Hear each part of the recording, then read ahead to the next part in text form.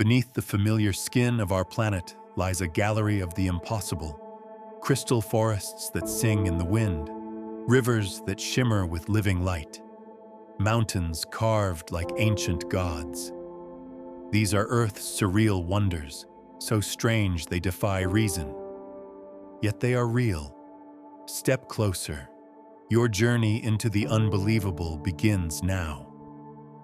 Beneath the deep blue of the Icelandic sky, the volcanic valley of Landmannalaugar stretches like an abstract painter's fever dream. Mountains ripple in colors no geologist's palette could have predicted. Veins of emerald and tangerine, streaks of lavender melting into gold. Steam curls from hidden springs, carrying the scent of minerals and the distant whisper of molten stone. The rhyolite hills seem almost liquid in the way they catch light, their faces shifting hue with every passing cloud. Here, water trickles from unseen sources, gathering in pools that glow turquoise even under dim skies, tempting travelers into their warmth. In the silence, the air is so crisp it feels like it could cut glass, and yet, each breath is a gift, infused with the raw essence of the Earth's creation. The horizon is infinite, but your eyes will always be drawn to the undulating rainbow of rock at your feet, as if the world decided to reveal a secret only in this one place. In the far reaches of China's Gansu province, the Zhangye Dangxia landform rises in a storm of color and geometry. The hills here look like they've been dusted in powdered pigments by the hands of celestial artisans. Blood-red ridges fold into stripes of cobalt and saffron, while shadows deepen the valleys into impossible blues. The air hums with stillness, as though the wind knows better than to disturb something so rare. Light transforms the land in real time. At sunrise, the colors bloom bright and sharp. By dusk, they smolder into deep, glowing embers. The ridges ripple endlessly into the horizon, each layer a frozen wave of geological history, telling stories in hues that nature rarely writes together. Walking here feels like trespassing in a gallery not meant for human eyes, each step drawing you deeper into a living, breathing canvas that could never be replicated. In Ethiopia's Danakil Depression, the world seems to defy every law of nature, becoming an alien tapestry stitched from fire, salt, and acid. Pools shimmer in shades of neon green and electric yellow, their surfaces bubbling with otherworldly energy. Steam vents exhale into the sky with ghostly precision, painting the horizon with shifting white columns. The ground itself is a crusted mosaic of crimson, ochre, and sulfuric white, crunching underfoot like brittle coral. Heat radiates from every direction, bending the air in shimmering waves, while the scent of minerals clings to your skin. Standing here is like watching the earth rehearse its first moments of existence, when oceans boiled and continents had not yet decided their shapes. It is beautiful and dangerous in equal measure, the kind of beauty that asks you to keep your distance even as it draws you closer. Deep in the South Pacific, Palau's Jellyfish Lake glows beneath the midday sun like a sapphire bowl filled with living stars. Millions of golden jellyfish drift silently, their translucent bells pulsing in a synchronized ballet. Sunbeams pierce the water, scattering in shimmering columns that illuminate the slow, hypnotic dance. You float among them, each movement careful, the water's warmth pressing gently against your skin. They brush past without harm, their delicate bodies more like moving light than living creatures. The silence is profound here, broken only by the sound of your own breathing, as if the lake itself has drawn a curtain between you and the rest of the world. It feels unreal, like swimming through a dream so fragile you fear waking up. In the deserts of Bolivia, the Salar de Uyuni transforms under the touch of rain into an infinite mirror. The horizon vanishes as sky and earth melt into one seamless reflection. Clouds drift beneath your feet as much as they do above your head, and every step feels like you're walking through another realm entirely. The air is so pure and still that sound barely exists. Your footsteps are swallowed instantly into the shimmering expanse. When the sun sets, the glassy surface becomes a portal into the cosmos, with stars blooming across the ground as vividly as in the heavens. This is not a place for mere sightseeing. It is a place where perception itself bends, where the idea of up and down loses all meaning, leaving only the infinite. Hidden in the forests of New Zealand, the Waitomo glowworm caves unfold in a quiet, living darkness. The river that threads through these limestone chambers moves slow and sure, reflecting pinpricks of blue-green light that seem suspended in midair. Glowworms cling to the ceilings like tiny constellations, their silken threads invisible until a stray ripple catches the faint glow. The cavern air is cool and still, holding the smell of wet stone and ancient earth. Your boat drifts without sound, carried by the water's own patience, as the walls press close in hushed reverence. This is the kind of beauty that doesn't shout. It breathes in whispers, wrapping you in a darkness that feels infinite yet warm, with stars close enough to touch. Off the coast of Belize, the Great Blue Hole yawns into the Caribbean like an entrance to another world. Perfectly circular, this abyss drops into indigo depths that seem to drink in the sunlight. From above, the sharp edge between turquoise shallows and midnight blue is so crisp, it feels as though someone drew it with a ruler. Beneath the surface, coral walls descend into shadow, adorned with the slow sway of sea fans and the silent glide of reef sharks. The water is so clear, it turns every movement into a slow-motion ballet. Diving here feels less like swimming and more like floating through time itself, each meter down peeling away a layer of the known world until all that remains is the pull of the deep. In the frozen reaches of Patagonia, the marble caves rest like liquid sculptures, their swirling blue and white walls shaped by decades of waves and meltwater. Sunlight refracts through the glacial lake, casting rippling patterns on the vaulted ceilings. The rock itself looks like it's flowing, marbled veins twisting in impossible curves, blurring the line between stone and water. You move through narrow corridors in a small boat, the echo of your voice coming back in softened tones. The water beneath you glows a luminous turquoise, as though the lake is lit from within. Each turn reveals a new chamber, each chamber a new mood, from the intimate quiet of a hidden alcove to the grandeur of open caverns that could swallow whole ships. Far north in Norway, the Lofoten Islands rise from the Arctic waters like jagged emeralds wrapped in snow. Sharp peaks pierce low clouds, their black rock faces softened by the pale glow of the midnight sun. Fishing villages cling to sheltered bays, their red cabins mirrored in water so still it seems painted on glass. In winter, the sky comes alive in waves of green and violet light, the aurora dancing in slow arcs that seem to answer the call of the sea. The air is sharp with salt and pine, and every direction feels like a window into a painting that could not possibly be real.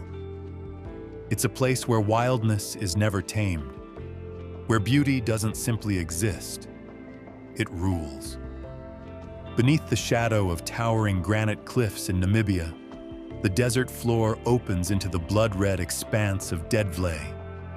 Against the cracked white clay pan, skeletal camel thorn trees stand like blackened sculptures, frozen in place for over 900 years. The surrounding dunes rise like molten waves, their crests igniting in fiery orange at sunrise before fading into deep, cool shadows. The silence here is absolute. No rustle of leaves, no murmur of water, only the dry breath of the desert itself. Every step sends a faint echo across the basin, as if the land remembers every footfall. The air carries a stillness so heavy it feels sacred, a reminder that beauty can endure long after life has gone. Hidden high in the peaks of China's Anhui province, the Huangshan Mountains emerge like a vision from a dream. Jagged granite spires pierce through seas of cloud, their slopes adorned with wind-bent pine trees that cling to the rock with impossible grace. Mist coils and drapes itself over the cliffs, revealing and concealing the view in hypnotic rhythm. At dawn, the mountains glow in soft amber light, each peak rising like an island in a shifting ocean of vapor. Narrow stone paths wind along sheer cliffs, offering glimpses of waterfalls tumbling into the mist below. Here, the world seems to balance perfectly between earth and sky, and time itself slows to the pace of drifting clouds. In the crystal-clear waters of the Philippines, Kayangan Lake rests in a cradle of jagged limestone cliffs. The water shifts from sapphire to emerald, so pure that you can see the smallest pebbles on the lakebed.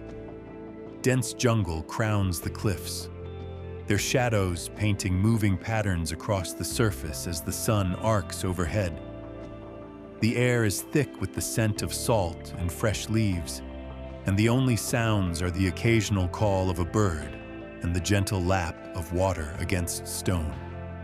Swimming here is like floating in liquid glass, your reflection merging with the shapes of the mountains that rise all around you. It is a place untouched by rush, where every ripple feels like it belongs to another age. In Japan's Toyama Bay, the shoreline comes alive at night with the ghostly glow of firefly squid. The water shimmers in electric blue, each tiny creature pulsing with bioluminescence as they gather in massive shoals.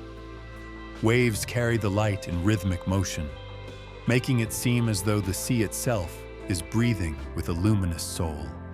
The air is cool and tinged with salt, the night so dark that the glowing water becomes the only horizon.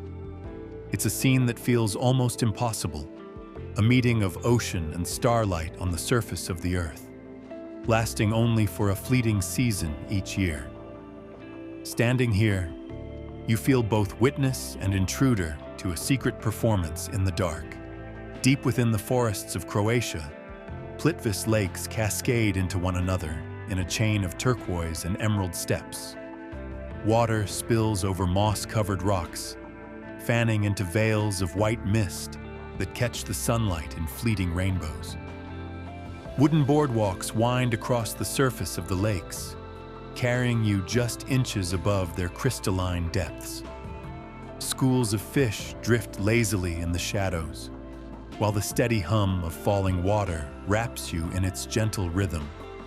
Each lake seems more vivid than the last, as though color itself is more saturated here. In the cool shade of overhanging trees, the air feels alive with moisture, and every breath tastes of green and flowing life. In Venezuela, the flat-topped mesas of the Gran Sabana rise abruptly from endless grasslands like the remnants of a lost world. Tipuy cliffs stand sheer and unyielding, their summits veiled in cloud. From these heights, waterfalls plunge hundreds of meters into misty ravines, vanishing into the jungle below.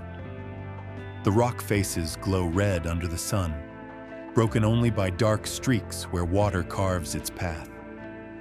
Climbing into this realm feels like stepping into a place untouched for millennia, home to species found nowhere else, and landscapes shaped by forces that predate human memory. The air is thin and charged with the scent of wet stone, and the view stretches so far, you feel as though you can see the curve of the earth. Beneath the icy crust of Iceland's Vatnajökull glacier, sapphire blue ice caves open like windows into another dimension. Light filters through thick walls of compressed ice, casting the space in a surreal, shifting glow. The ceilings are textured with frozen ripples, and the floor glistens under a thin layer of meltwater. Every sound is amplified: the drip of water, the creak of shifting ice, reminding you that this place is alive, constantly changing. The air is cold enough to bite at your skin, yet the beauty here is warm in its intensity, wrapping you in color so pure it seems impossible that it belongs to the earth.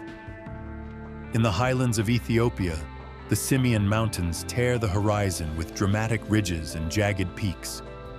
Deep valleys cut through the land like great scars, their slopes cloaked in golden grass that sways in the wind.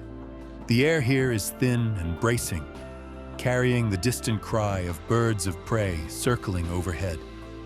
Clouds sweep low across the plateaus, casting shadows that race across the ground.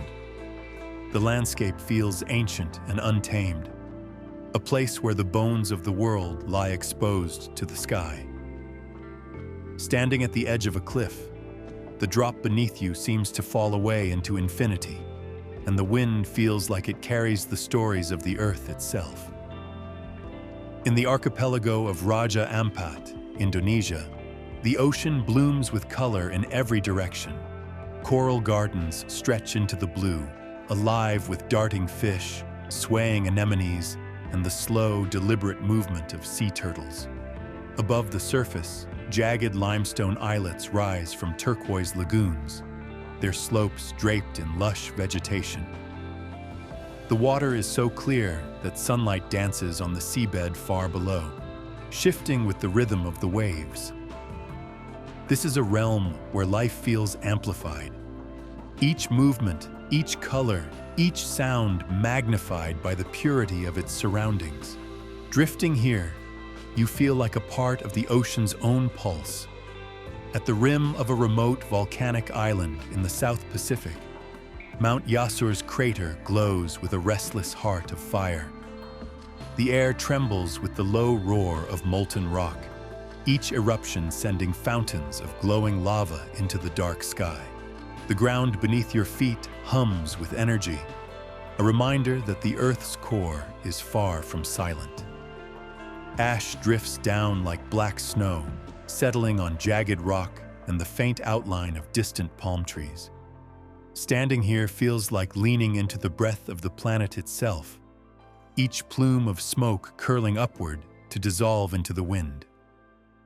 The heat is constant, wrapping you in an embrace that is equal parts awe and warning. In the heart of Arizona, the wave undulates across the desert like a frozen tide. Bands of red, orange, and cream twist together in intricate curves, the sandstone polished smooth by millions of years of wind. Sunlight paints shifting shadows in its grooves, and every step reveals new patterns that feel too deliberate to be random. The air is dry and sharp, carrying the scent of sun-baked rock. Time seems suspended here, the stillness so complete that even the passing of clouds feels like an intrusion. Walking through these corridors of stone is like wandering inside a sculpture carved by the slow hand of eternity. High in the Himalayas, the sacred waters of Pangong Lake stretch in a band of pure turquoise between barren brown mountains. The lake's colors shift with the hour, soft silver at dawn, blazing blue at midday, deep indigo under the stars. The wind whispers across the surface, carrying a chill that sinks straight into your bones. The surrounding peaks stand silent, their reflections shimmering in the glassy water. There is no sound of human life here, only the quiet lap of waves against stony shores and the occasional cry of a distant bird. It is a place that belongs to the sky as much as the land, caught forever between the two. In Tanzania, The waters of Lake Natron shimmer a deep, unnatural crimson under the sun. The color comes from mineral-rich algae, staining the lake like a pool of molten rubies. The air is heavy with heat, and the shoreline is littered with ghostly white shapes. Birds and small animals calcified by the lake's caustic chemistry, frozen in place as though turned to stone by some ancient curse. Despite its eerie stillness, flamingos flock here in the thousands, their pink plumage glowing against the blood-red water.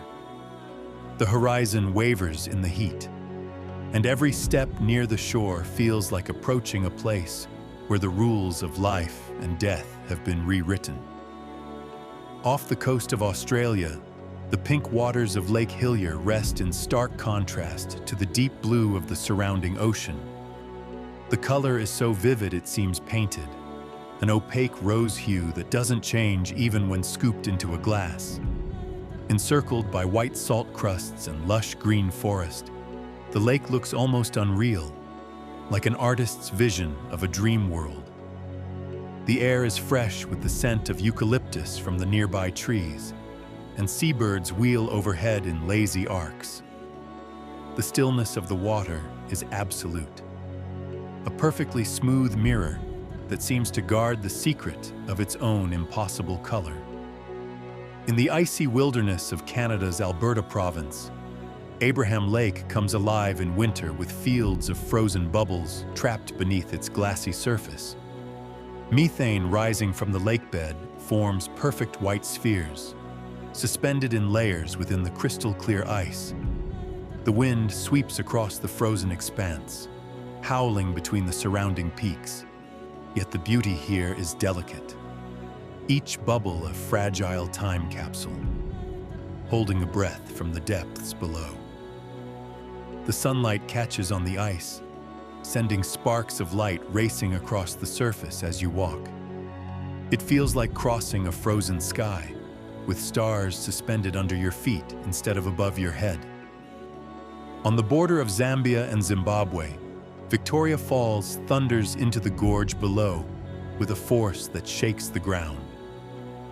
Known as the smoke that thunders, its curtain of water stretches more than a mile across, dropping in a sheer wall into a roiling cauldron of mist. Rainbows arc across the spray, shifting with the light as the sun climbs higher. The roar is constant, filling the air and drowning out every other sound. At the edge of the precipice, the water's speed is hypnotic, pulling the gaze forward until the drop seems inevitable. The sheer scale and raw power make it feel like a living entity, breathing in endless cycles of creation and destruction.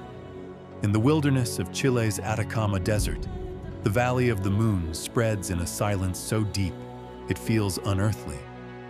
The landscape is a mosaic of jagged ridges, salt-crusted flats, and dunes that ripple in perfect symmetry. The air is bone-dry, the scent of dust lingering in every breath. As the sun sets, the rocks catch fire in shades of copper and gold, and shadows stretch across the ground like liquid ink. At night, the sky reveals its full brilliance. Millions of stars burning so bright they cast faint shadows on the earth. The emptiness here is complete, yet it hums with a strange, patient energy. In the jungles of Mexico's Yucatan Peninsula, the Iquil cenote opens like a window into the underworld. Vines cascade from the rim down to the circular pool, their green tendrils swaying gently in the humid air. Sunlight filters through the opening, scattering gold across the water's deep blue surface. Small fish dart in the shadows, and the sound of droplets falling from the walls creates a rhythm that echoes through the cavern. Swimming here feels like being wrapped in a natural cathedral, with the open sky above and the cool, mysterious depths below.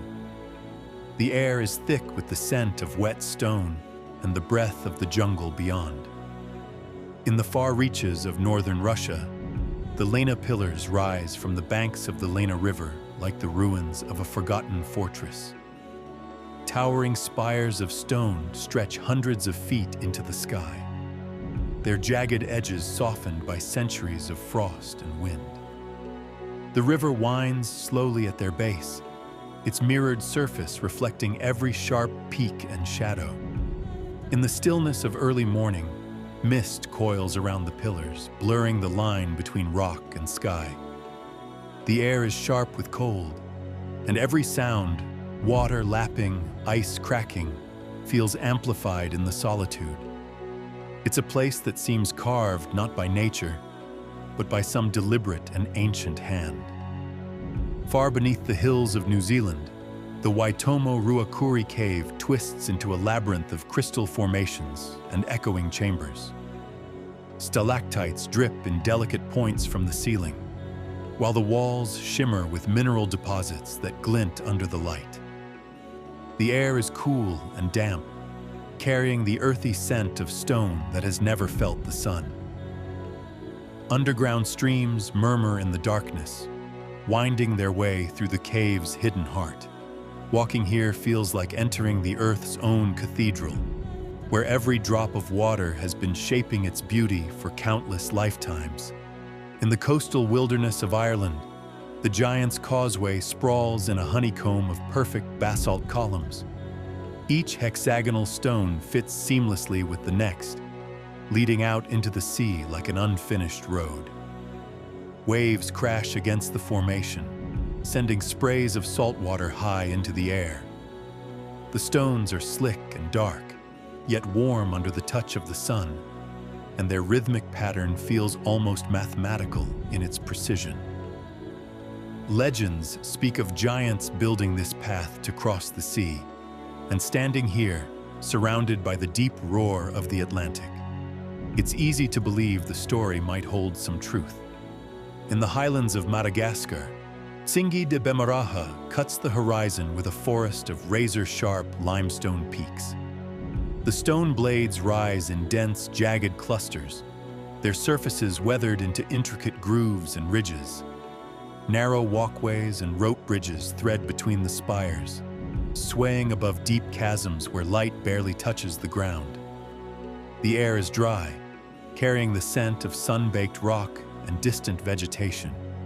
From above, the stone forest stretches endlessly, a labyrinth of gray that hides entire ecosystems within its shadows.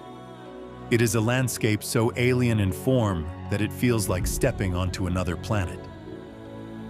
Off the coast of Portugal's Madeira Island, the Ponta de São Lourenço Peninsula unfurls in ribbons of ochre and green. Cliffs plunge into the Atlantic, where waves crash in endless white spray against the rock. Narrow paths wind along the ridge, offering sweeping views of the sea on both sides. The wind is constant here, carrying the sharp scent of salt and wildflowers that cling to the slopes. Light shifts quickly, turning the ocean from teal to deep navy in moments, while seabirds wheel overhead, their cries lost to the wind. The beauty here is raw and unguarded, the kind that leaves the air tasting of freedom. High above the Andean clouds in northern Peru, lost amid the folds of jungle and mist, sits the fortress of Quelap, a city in the sky, older than the Inca, yet shrouded in mystery. Massive stone walls, some rising over 60 feet high, encircle this mountaintop citadel like the ramparts of a forgotten realm. Built by the Chachapoya people, known as the Warriors of the Clouds, Quelap is a labyrinth of circular stone homes, ceremonial platforms, and moss-covered staircases. The jungle presses in on all sides, reclaiming what was once teeming with life. Vines curl around carved stones, and orchids bloom from ancient cracks. When the mist rolls in, it cloaks everything in spectral softness, transforming the ruins into a dream half-remembered. Unlike its famous cousin to the south, Quelap remains quiet, undiscovered by the currents of global tourism.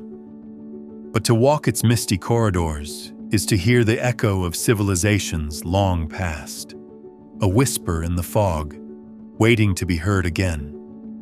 Off the southern coast of Iceland, battered by winds and waves, stands a lone sea stack of legend, Vitserkur. Rising 15 meters from the North Atlantic, it's shaped uncannily like a prehistoric beast caught mid-drink, its arching form etched with the scars of millennia. Seabirds wheel and cry around its flanks, nesting in crags and hollows.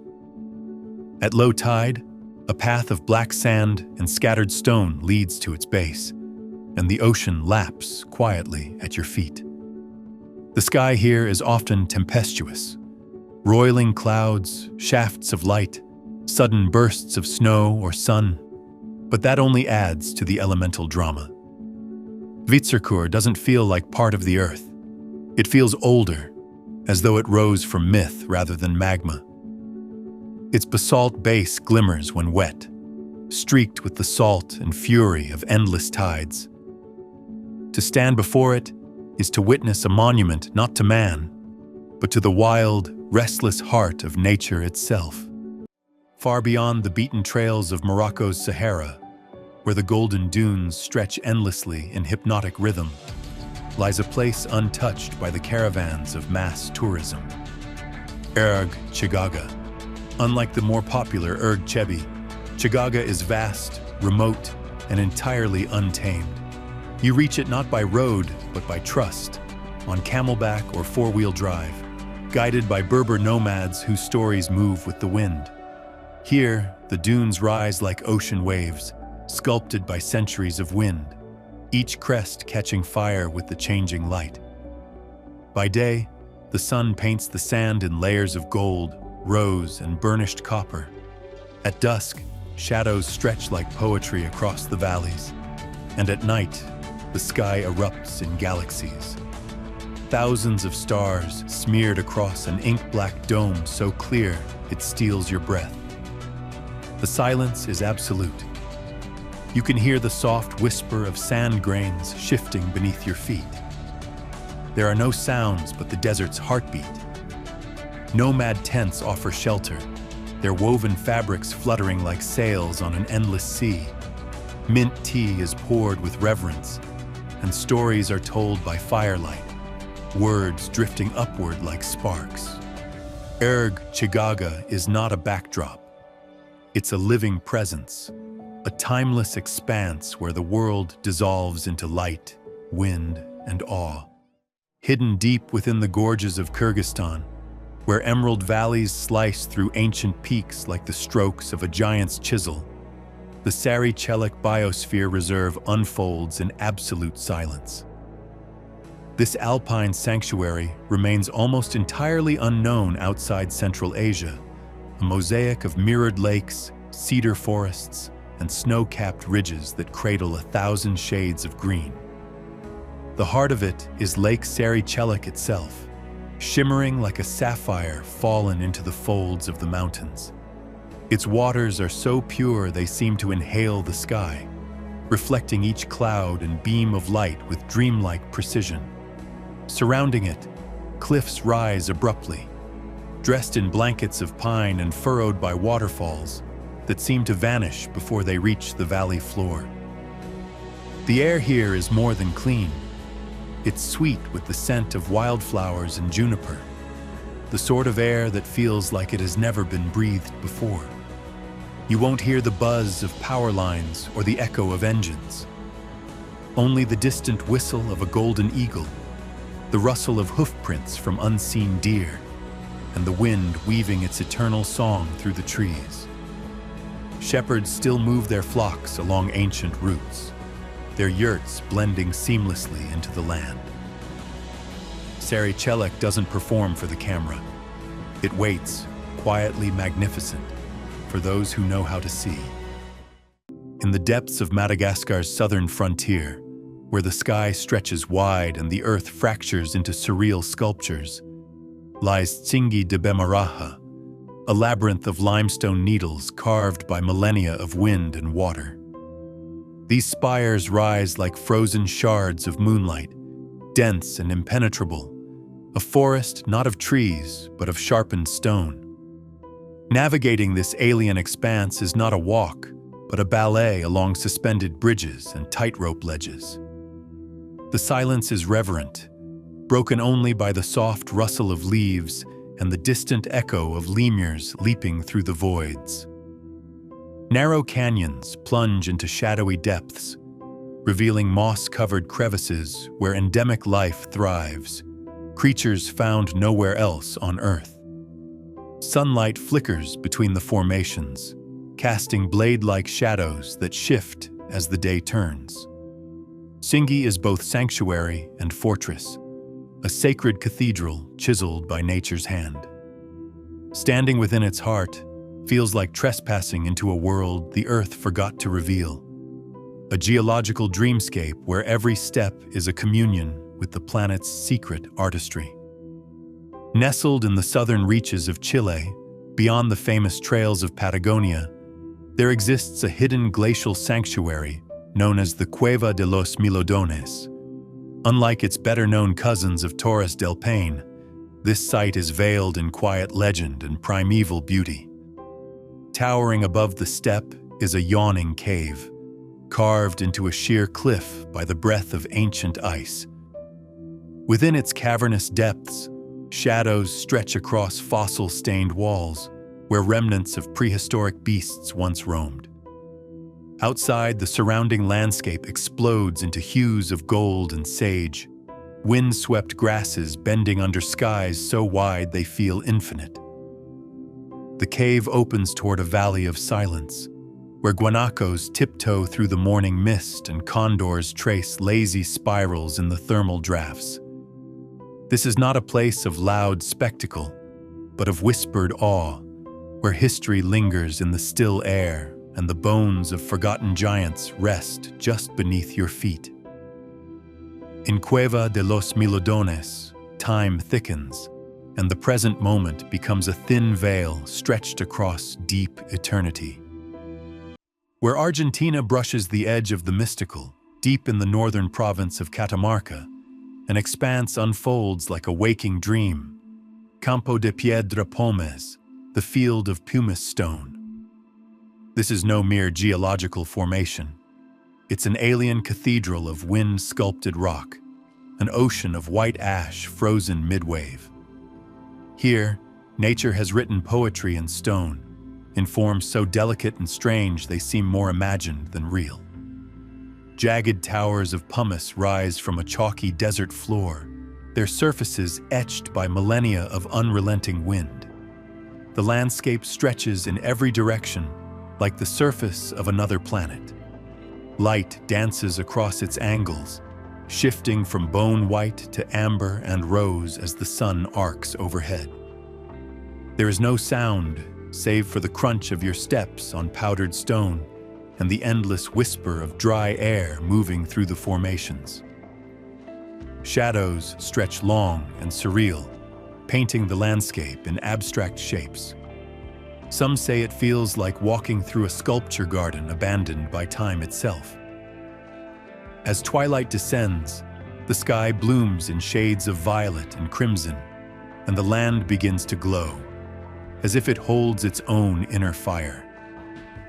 To stand in the heart of Campo de Piedra Pómez is to feel time slow to a crawl, the world reduced to shape, silence, and light. At the very edge of the known, past Salta's serpentine mountain roads and whispered legends, there lies a natural amphitheater of staggering presence, La Yesera. This secluded canyon, found along the rarely traveled Quebrada de las Conchas, is not famous, not marked with crowds or signs. And yet, it holds a palette of color and depth unlike any in Argentina. The cliffs here ripple with sedimentary layers that have been pressed, tilted, and exposed like pages of a buried book. Bands of burgundy, sand, ochre, and gray streak the canyon walls in wild, painterly patterns. They rise steeply, embracing the narrow path in shadows and sun, each curve revealing deeper folds and secrets of the land. The silence in La Yacera is weighty, held tightly by the rock itself. Then, as you round a bend, the canyon opens into a circular basin where echoes bounce from wall to wall like whispered conversations. It is here that music has been played, notes traveling in pure clarity through nature's acoustics. The presence of the place is enormous, yet intimate. An earthen cathedral carved not by tools, but by wind and rain and time. No place in the world sounds quite like La Yacera, and perhaps none ever will. In the heart of Namibia's Namib Desert, where ochre dunes rise and fall like petrified waves, there lies a place where time has stood still. Deadvlei, once a fertile marsh fed by a now shifted river. This pan is now a canvas of white clay, scorched under an endless blue sky, and dotted with the skeletal remains of camel thorn trees that died over 600 years ago. Their charcoal black limbs stand frozen, unrotted by the dry air, reaching toward the heavens in a silent, agonized ballet. The contrast is staggering. Red dunes tower around the basin like sand giants, their spines illuminated gold at sunrise and flaming crimson at sunset. The trees, dark and immobile, seem like figures from a forgotten mythology, each one a character in an ancient tale suspended in time. Photographers revere Deadvlei as one of Earth's most surreal landscapes.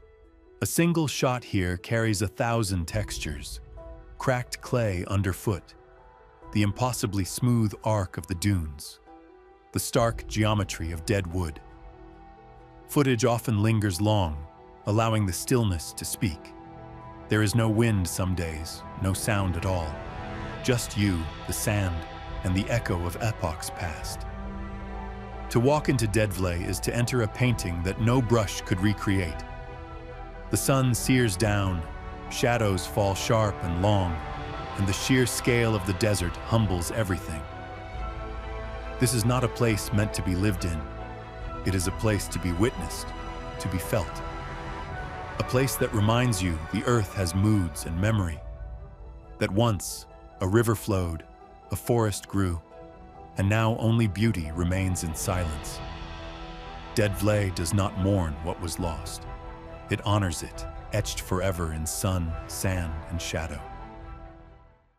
Deep in the Malaysian state of Sarawak, within the emerald lungs of Borneo, lies a realm beneath the earth where daylight dares not tread. This is the Mulu Caves system, a subterranean world so vast and intricate, it stretches imagination to its breaking point. Among these caverns is the Sarawak Chamber, the largest known cave chamber in the world, so immense it could fit 40 Boeing 747s without their wings touching. To enter is to leave behind the world of sound and sun and descend into the earth's quiet cathedral. The limestone walls are sculpted with the care of centuries. Pillars of stone rise like organ pipes into darkness, and in some sections, the cave ceilings vanish into black voids where even light feels swallowed.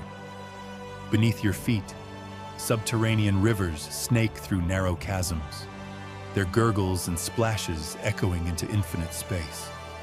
The air is damp, ancient, and tinged with the musky scent of guano and minerals. In the massive deer cave, millions of bats cling to the roof like shifting shadows. Each evening, they pour out in a vast, swirling cyclone, an exodus so precise and powerful it looks like smoke being pulled by an invisible hand. Watching this unfold at twilight, with the jungle silhouetted against a burning sky, is to witness a phenomenon untouched by modernity. Farther in, the Clearwater Cave system hides an underground river that glows in filtered beams of light, its waters so clear and cold they seem unreal. Faint echoes of dripping water form a meditative rhythm, punctuated only by the soft flutters of unseen wings. Stalactites hang like frozen daggers above pools of obsidian darkness, and columns of stone stretch skyward in silent reverence. The deeper one goes, the more the cave transforms from a geological wonder into something spiritual. It feels like being within the Earth's secret heart, protected and untouched, suspended in eternal twilight. Here, the pulse of the planet beats slow and steady, echoing in every step and every breath.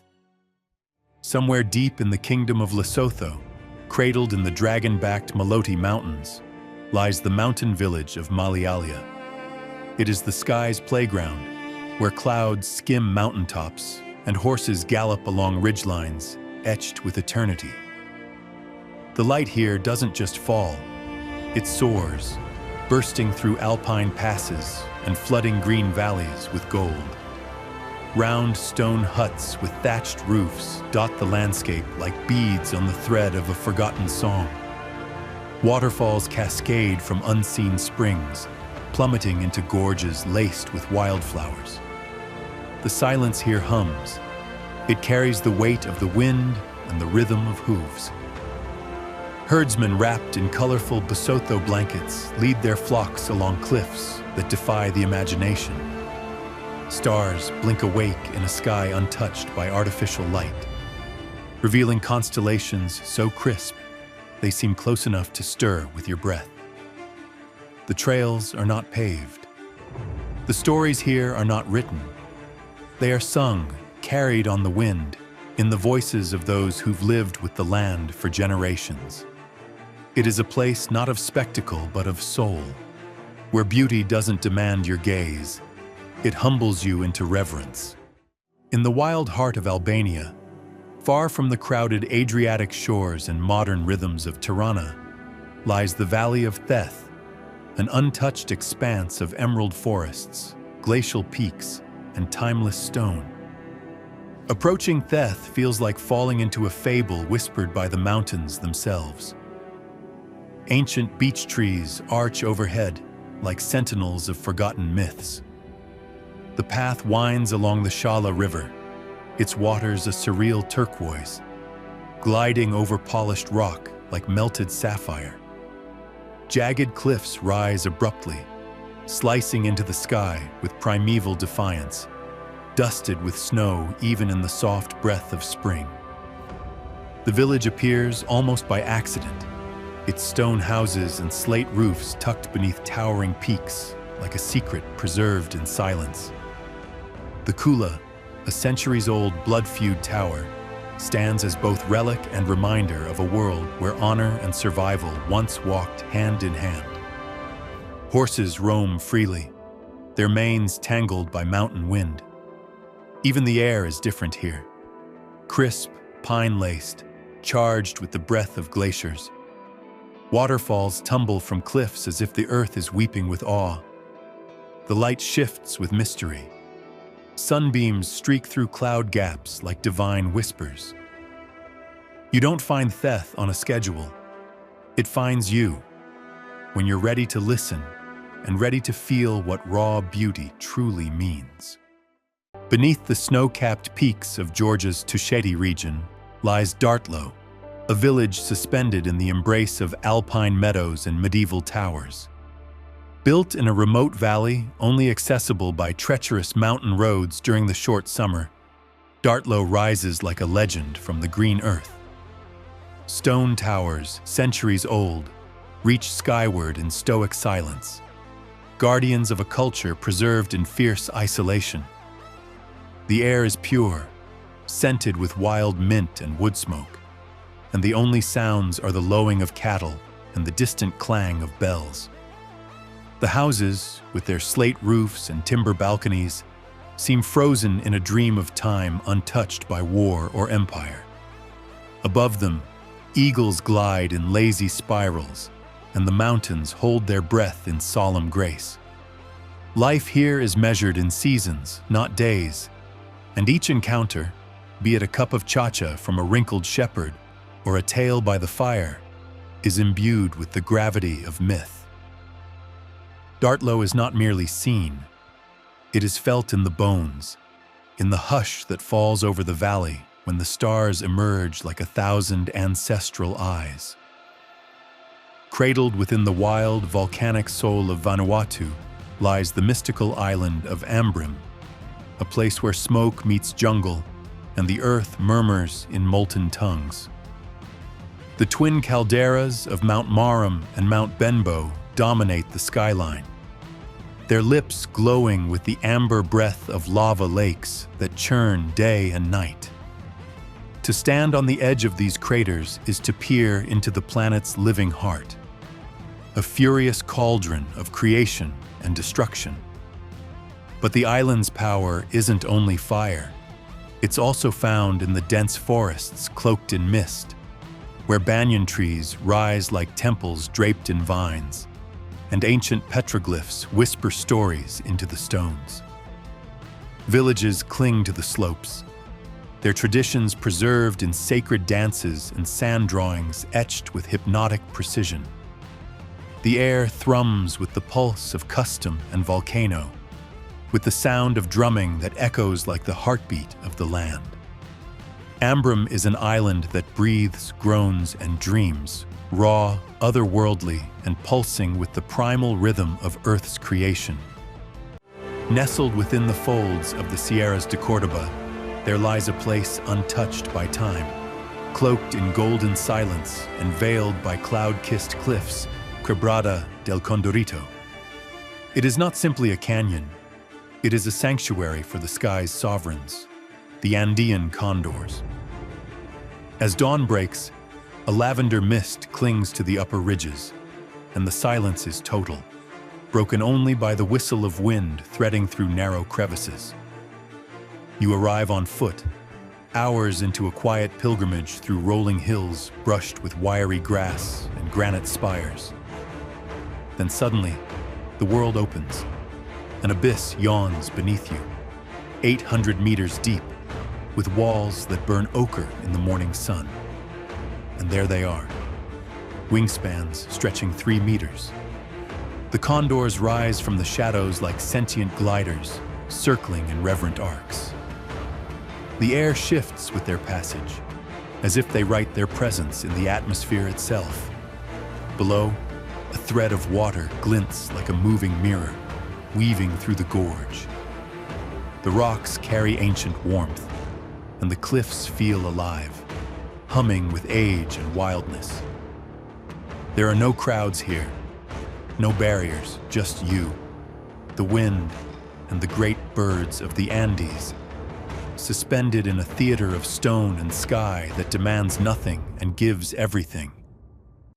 Far to the south, where Patagonia begins to whisper in glacial tongues and time curls inward like smoke, the Laguna del Caminante lies hidden behind snow-draped ridges and frost-bitten silence.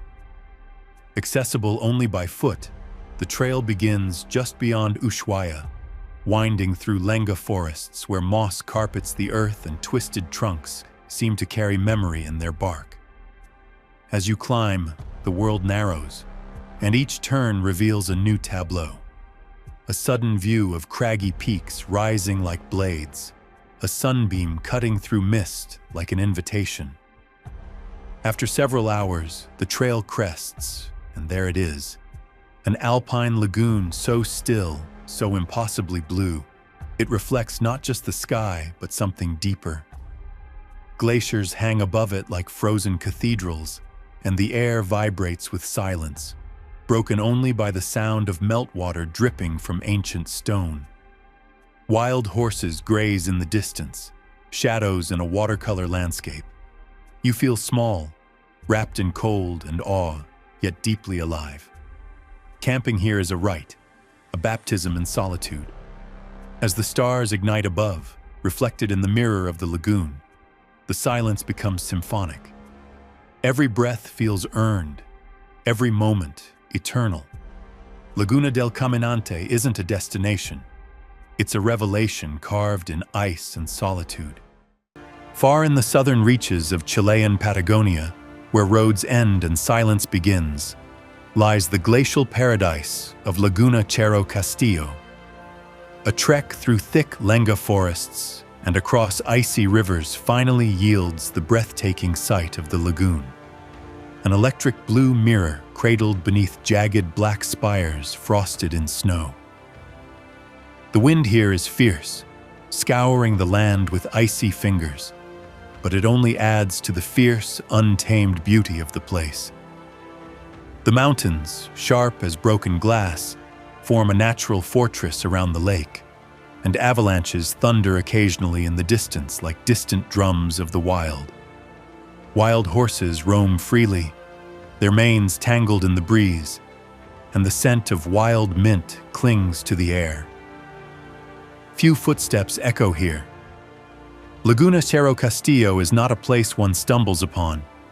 It must be sought, and even then, it reveals itself slowly, like a creature peeking from behind the curtain of the world. And when it does, it stays with you, etched in the soul like a song without words. Carved into the rolling hills of southern China, the Yuanyang rice terraces unfold like a painter's vision, layer upon layer of liquid glass cascading down the slopes in perfect harmony. Here in Yunnan province, where the Han people have shaped the land for over 1,000 years, art and agriculture merge into a living masterpiece. At dawn, the terraces catch the sky's reflection, transforming into a tapestry of shifting color. Rose gold, lavender, sapphire, mirroring clouds and sun like 1,000 tiny mirrors. Mist drifts through the valleys like a gentle tide, weaving in and out of the terraced walls as if the mountains themselves are exhaling. In the quiet hours, the only sounds are the soft rustle of wind in bamboo and the distant call of birds gliding above the shimmering paddies. There's an intimacy here, a closeness between humanity and earth. Each tier is hand-carved, every pool carefully filled, a rhythm maintained over centuries. It's a sacred choreography between people and place, and it radiates with a serenity that feels eternal. Far beneath the mountains of Slovenia, under a thick crust of limestone, an underground river has sculpted a cathedral of unimaginable scale, Scotian caves.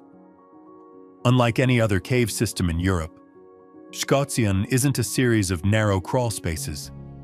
It is a subterranean canyon, a yawning abyss where the Reka River thunders through chambers so large they seem to defy physics. Upon entering, the temperature drops instantly. Your footsteps echo off unseen walls.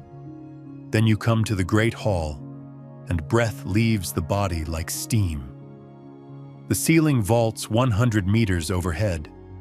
A narrow bridge stretches across the void, shrouded in mist, suspended above roaring black water.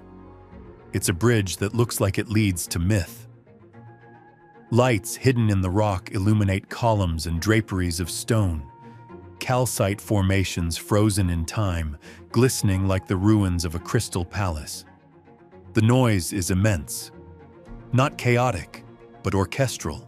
Water pounding, wind howling through caverns, the occasional drip of cave tears falling into darkness.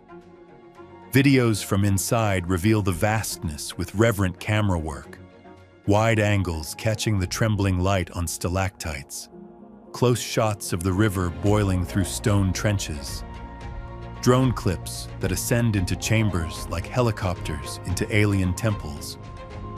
This place doesn't feel of this world. It feels like something the planet dreamed when it was still young. You emerge dazed, blinking in the light, as if coming back from an epic you never intended to live.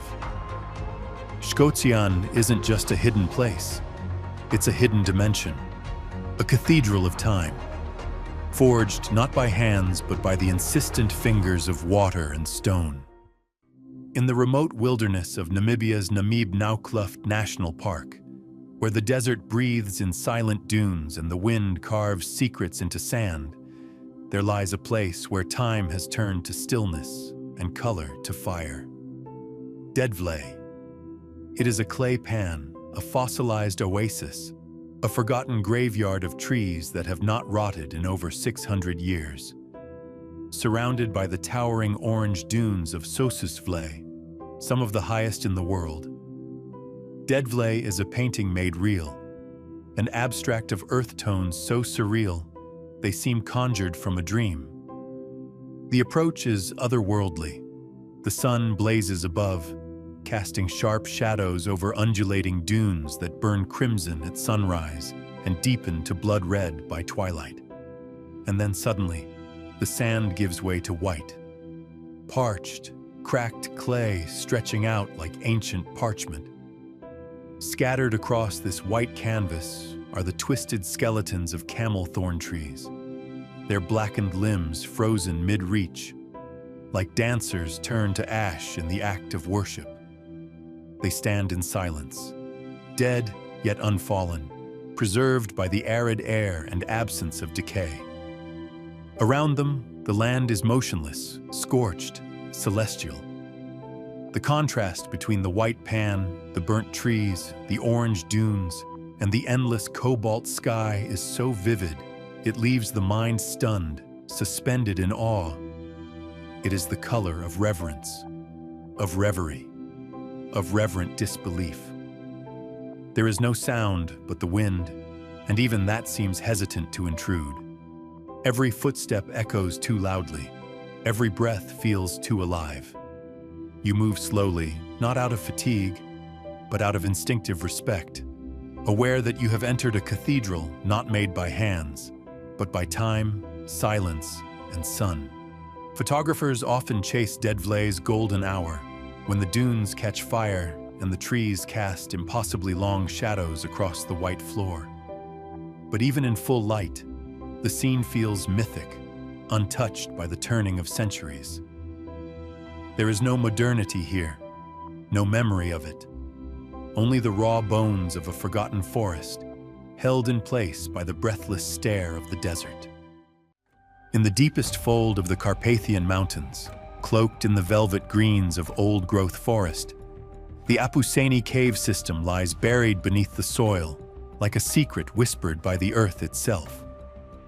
This hidden realm in western Romania is not charted by neon signs or paved roads. It's sensed, known by few, and spoken of like a myth. You enter through a narrow mouth in the mountain, stepping into a world untouched by time. Inside, the air changes. It thickens. It hushes. Light from your torch glints off wet walls of limestone, revealing cathedral-like chambers where nature sculpts with shadows and silence. Stalactites drip slowly, almost imperceptibly, like clocks counting toward infinity.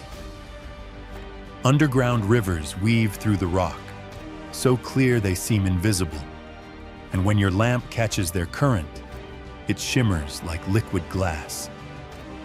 There's a chamber they call the Crystal Hall, where mineral formations sparkle across the stone like frost under moonlight, suspended mid-bloom in an eternal winter.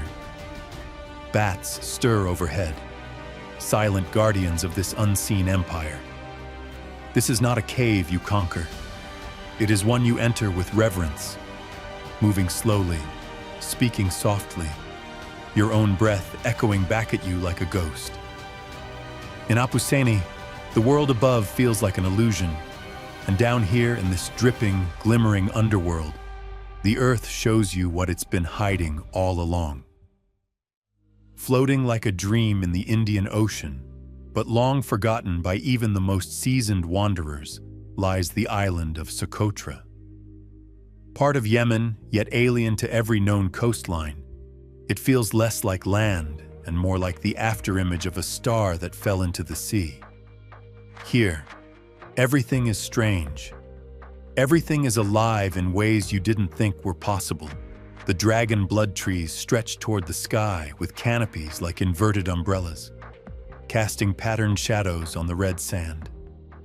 Their bark weeps crimson sap, said to be both sacred and curative, glowing like rubies in the sun. The sand dunes are bone white and silent, rolling toward beaches of cobalt and jade, where cliffs plunge into waters so clear you can see the shimmer of parrotfish darting between coral kingdoms below. Caves filled with ancient carvings echo with the voices of lost tribes, and salt flats shimmer like glass as mirages dance in the midday heat. At night, the stars open like a scroll across the sky, uninterrupted by city glow. Just you and the cosmos, separated only by breath. And the air, it smells of frankincense, sea salt, and myths. Socotra is not simply a destination, it's another planet hidden on our own, an echo of Earth's forgotten wonders still alive and blooming in isolation. Tucked within the folds of the Peloponnese in Greece, hidden beyond the mythic coasts and olive-covered hills, lies the village of Castania.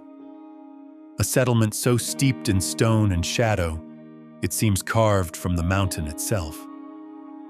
The stone houses here are huddled close, their slate roofs dusted with centuries of weather and war. Winding alleyways coil like secrets through the village, leading to arched chapels filled with the scent of beeswax and incense. Overhead, the Tagatos Mountains loom, their peaks serrated against the pale blue sky, cloaked in pine and myth. Castania is not in any brochure. It's a place locals speak of quietly, almost protectively. The hum of bees in lavender, the clang of goat bells over distant ridgelines, the laughter rising from a taverna courtyard, all converge in a symphony of the unassuming sacred. This village doesn't announce itself. It waits for your attention, and when given, opens like a hidden door into the soul of an older Greece. One built not of ruins, but of roots. Veiled by the cloud-wreathed mountains of central Vietnam is the enchanting village of Pa Cho, home to the Hmong people and wrapped in a mist-soaked serenity that rarely sees the footprint of outsiders. The road to Pa Cho is a ribbon of asphalt twisting through emerald hillsides, where bamboo groves sway in time with the wind and rice terraces cascade like green waterfalls into the valleys below. Each house is built of timber and stone, rising out of the ground as if born from the earth itself. The air here is perfumed with wood smoke, pine, and the floral scent of tea blossoms. Early mornings reveal a world cloaked in silver fog, pierced only by the silhouette of a farmer tending to their buffalo or the distant rhythm of a flute played beneath a tree. Market days are a mosaic of color. Embroidered skirts, indigo-dyed shirts, hand-woven blankets, and laughter as bright as the fabric. Pa Cho doesn't try to enchant. It simply is, pure, alive, and steeped in a quiet magic that seeps into your skin and stays. In the rolling grasslands and low hills of Buenos Aires province, far from the city's pulse and known only to those who seek quiet in the folds of earth, lies Sierra de la Ventana, a realm of wind, stone, and sky. Its gentle beauty belies the drama carved into every ridge and hollow. Ancient granite mountains, worn low by time yet dignified in their weathered forms, rise from the pampas like forgotten guardians. Trails wind through wildflower meadows, across slopes dotted with whispering pines and hidden creeks. And at the heart of this range is the Ventana itself, a natural window carved into a cliff face, gazing out across a landscape so vast it swallows you whole. The wind here is constant, a companion and storyteller, carrying the scent of stone and sun-dried grass. At dawn, a gauzy mist clings to the hills, and at dusk, the sky ignites in lavender and flame. Though less towering than the Andes, these sierras hold their own majesty, a quiet, enduring elegance. Horses roam free across the valleys.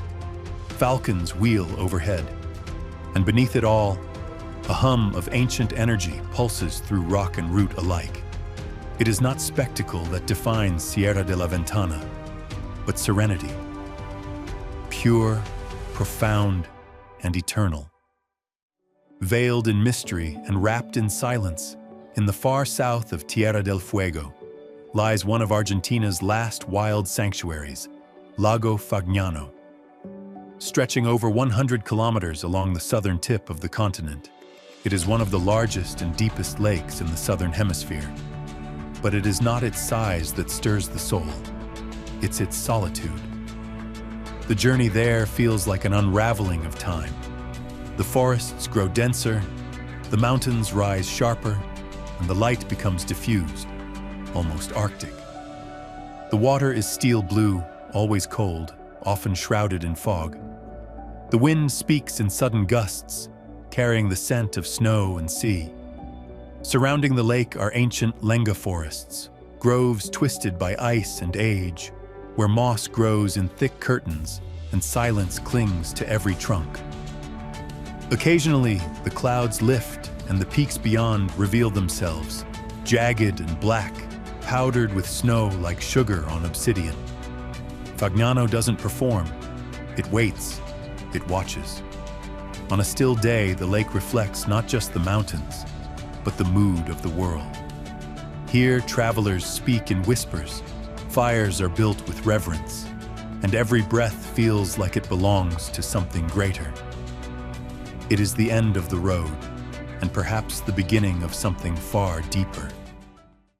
On the western shores of Madagascar, where baobabs rise like ancient sentinels and tides shape worlds anew, lies the surreal beauty of Tsingy de Bemaraha. This is a forest not of trees, but of stone, limestone spires that thrust skyward like frozen lightning. Razor-sharp and silver-gray, the Tsingy form an otherworldly maze, impassable without ropes and ladders. But those who dare to enter are rewarded with vistas unlike any other. Forests suspended in air, bridges stretched across yawning chasms, and caverns that echo with the calls of lemurs and the drip of unseen waters. The Tsingy seem alive, reacting to every shift in light and cloud. Shadows stretch and twist across the jagged rock, and the wind whistles through narrow canyons with an eerie, almost melodic tone. In the stillness, the land feels sacred. It's a place where the earth has remembered how to dream in sharp edges and soaring silence. No place on the planet feels quite like this, alien and yet intensely alive. Tucked between the sand-swept ruins of Jordan's lesser-known landscapes lies a mirage made real, Wadi bin Hamad, a lush canyon of hanging gardens and warm waterfalls hidden within a desert kingdom. The entrance is unassuming, a dusty road, a dry valley. But step into its mouth and the world transforms. Vertical cliffs rise like towering walls, and from their flanks spring unexpected life. Ferns, mosses, fig trees clinging to cracks where water seeps.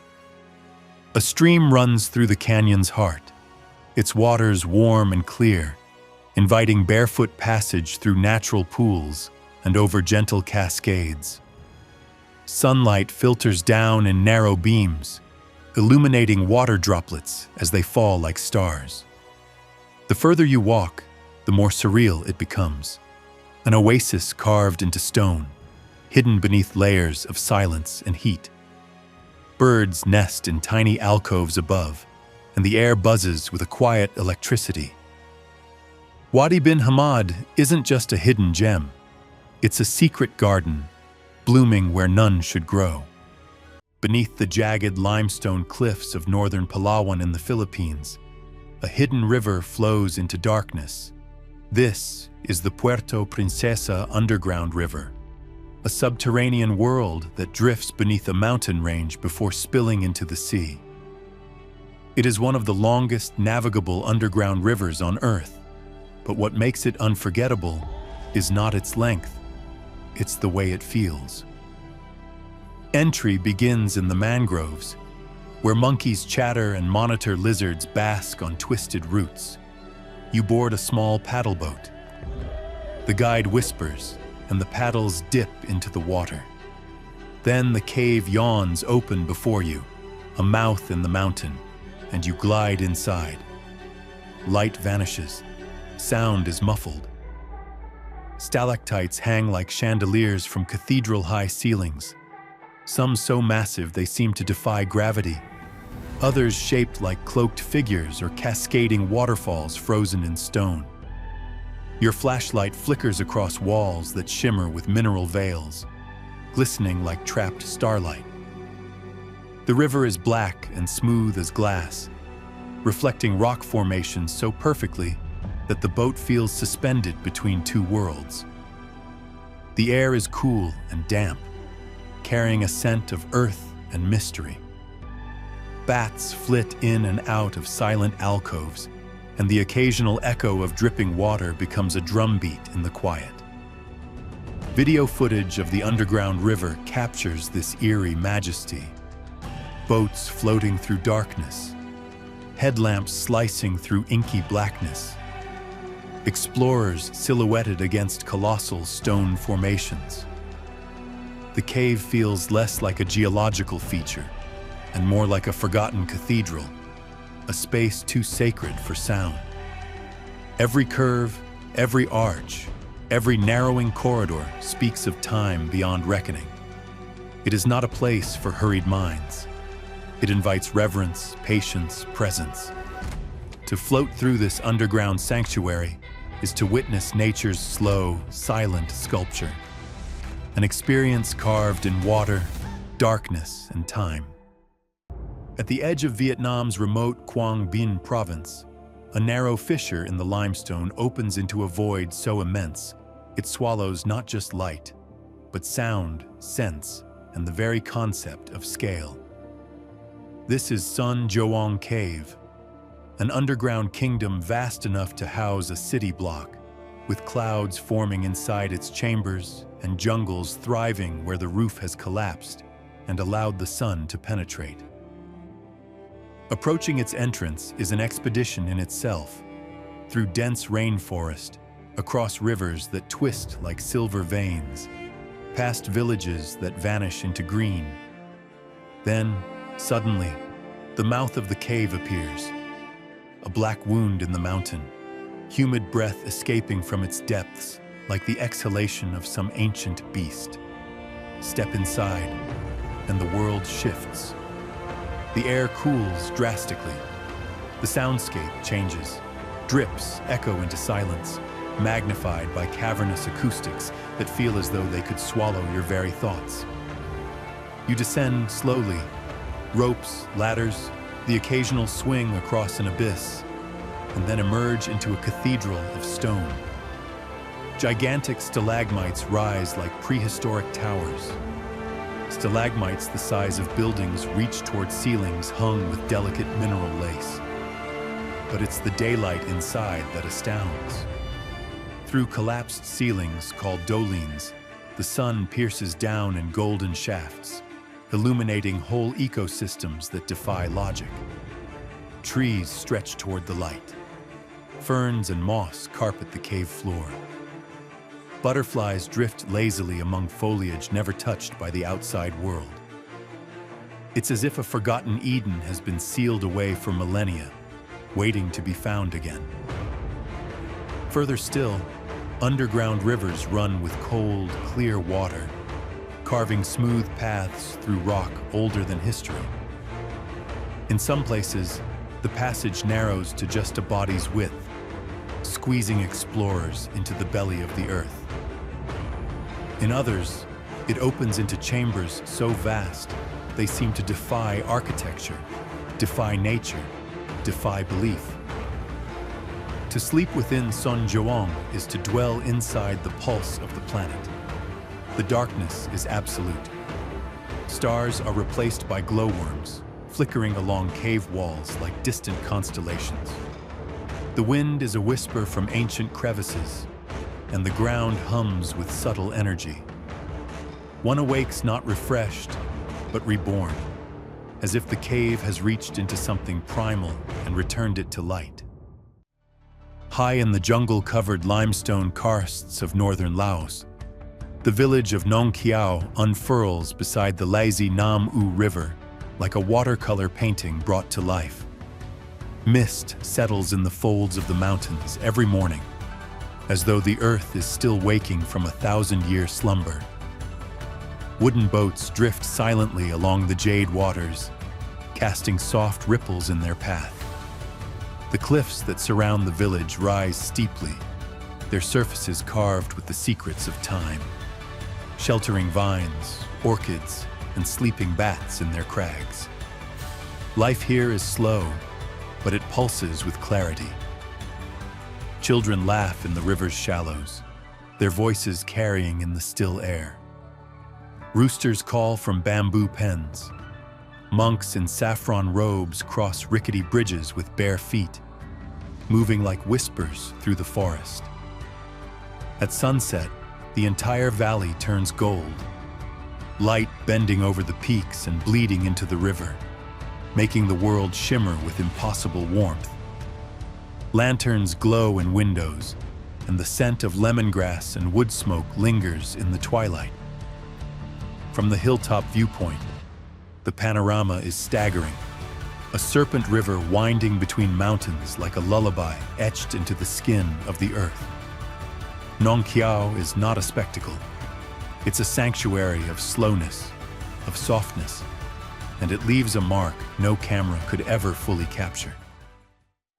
In the volcanic heart of Vanuatu, hidden deep within the remote island of Ambrim, a pair of lava lakes burn day and night, eternal glowing scars that pulse with the rhythm of the Earth's molten heart.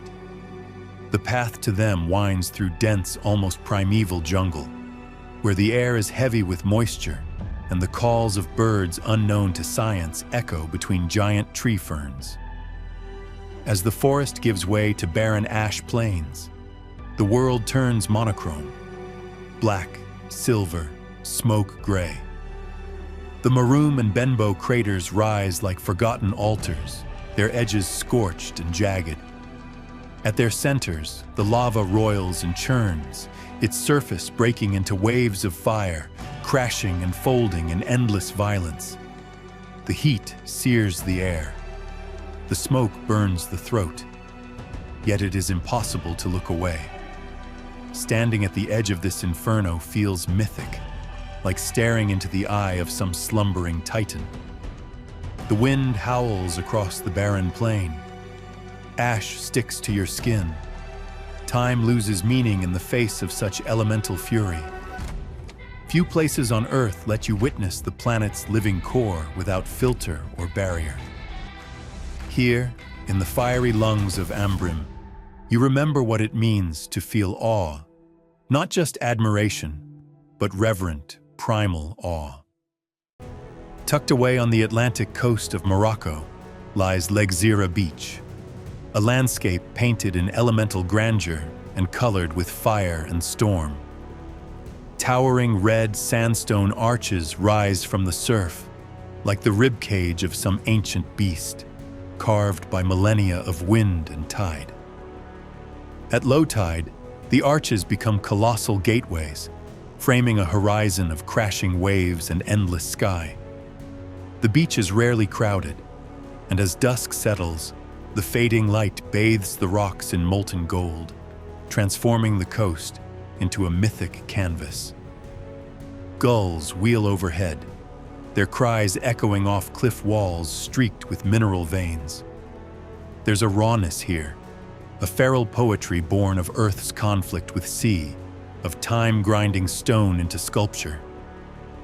Even the sand glows in hues of burnt orange and crimson, an otherworldly palette that shifts with every hour of light. Legzira is not just seen, it is felt in the salt on your lips, in the wind through your hair, in the quiet awe that steals your breath when you stand beneath an arch and realize how small you are beneath the bones of time. High in the Colombian Andes lies a realm of surreal luminosity, Caño Cristales, the river of 5 colors, a liquid kaleidoscope whose waters shimmer in radiant hues of red, yellow, green, blue, and black. For much of the year, this river is unassuming, but from July to November, a miraculous bloom of aquatic plants called Macarenia clavigera transforms its currents into a living painting. The colors are not reflections or tricks of light, but rather a spectacle of biology, a blooming of liquid fire beneath the water's skin. It flows through ancient rock channels, past waterfalls that tumble like silver veils and pools as still as polished glass. Hikers wind through Los Llanos' wild savannas to reach this marvel, following trails flanked by exotic flora and serenaded by the calls of rare birds. Here, each step brings a new panorama, a new cascade of light and color. Caño Cristales is more than a river. It is a cosmic event grounded in earth, a sacred dance of life's hidden pigments, exposed only to those who seek it with reverence and wonder. High above the arid expanses of northwest Argentina, where silence sharpens the air and the horizon feels impossibly distant, lies the Puna de Atacama. It is not merely a landscape. It is a celestial theater of stone, salt, and fire. At over 4,000 meters above sea level, this high-altitude plateau unfolds in desolate grandeur, cloaked in colors that defy reality. Craters and calderas punctuate the skyline, remnants of a volcanic past still etched into the bones of the earth.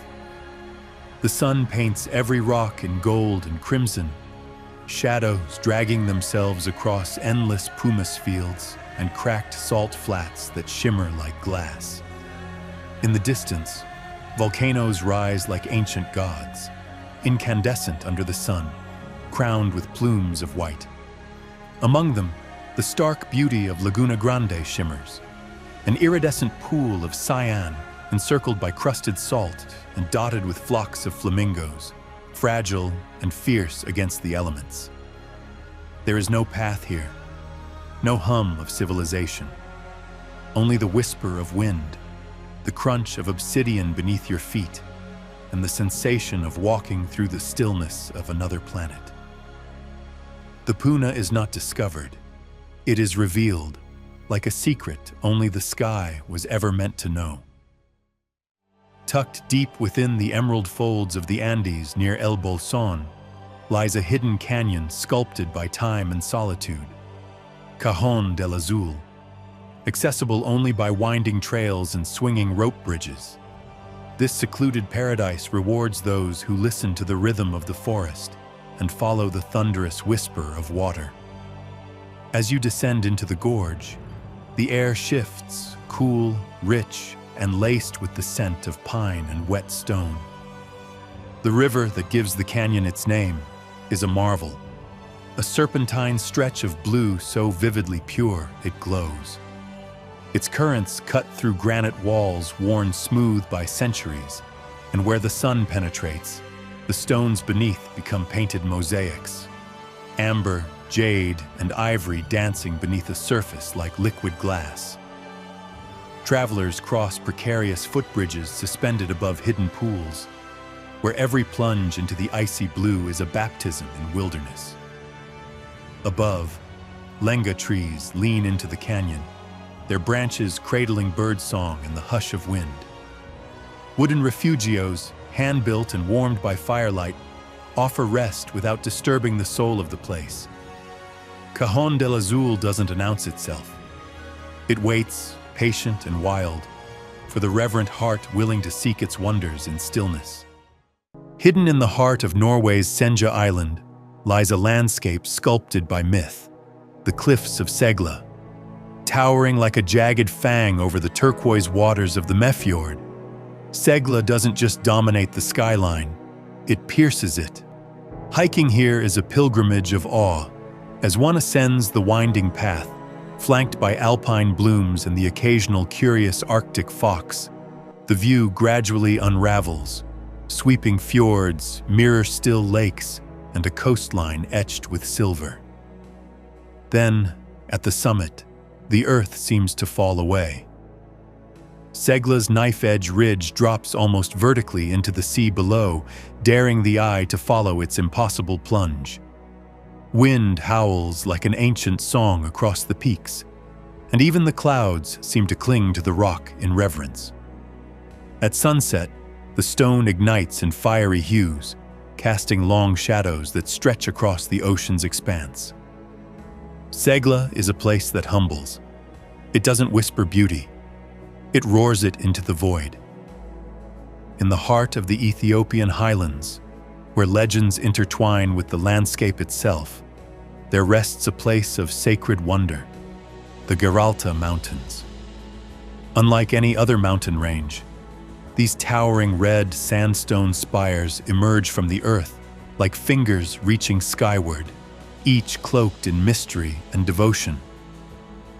Hidden within these vertical cathedrals are rock-hewn churches carved directly into the cliff faces by monks centuries ago, reachable only by scaling sheer walls and crawling through narrow crevices.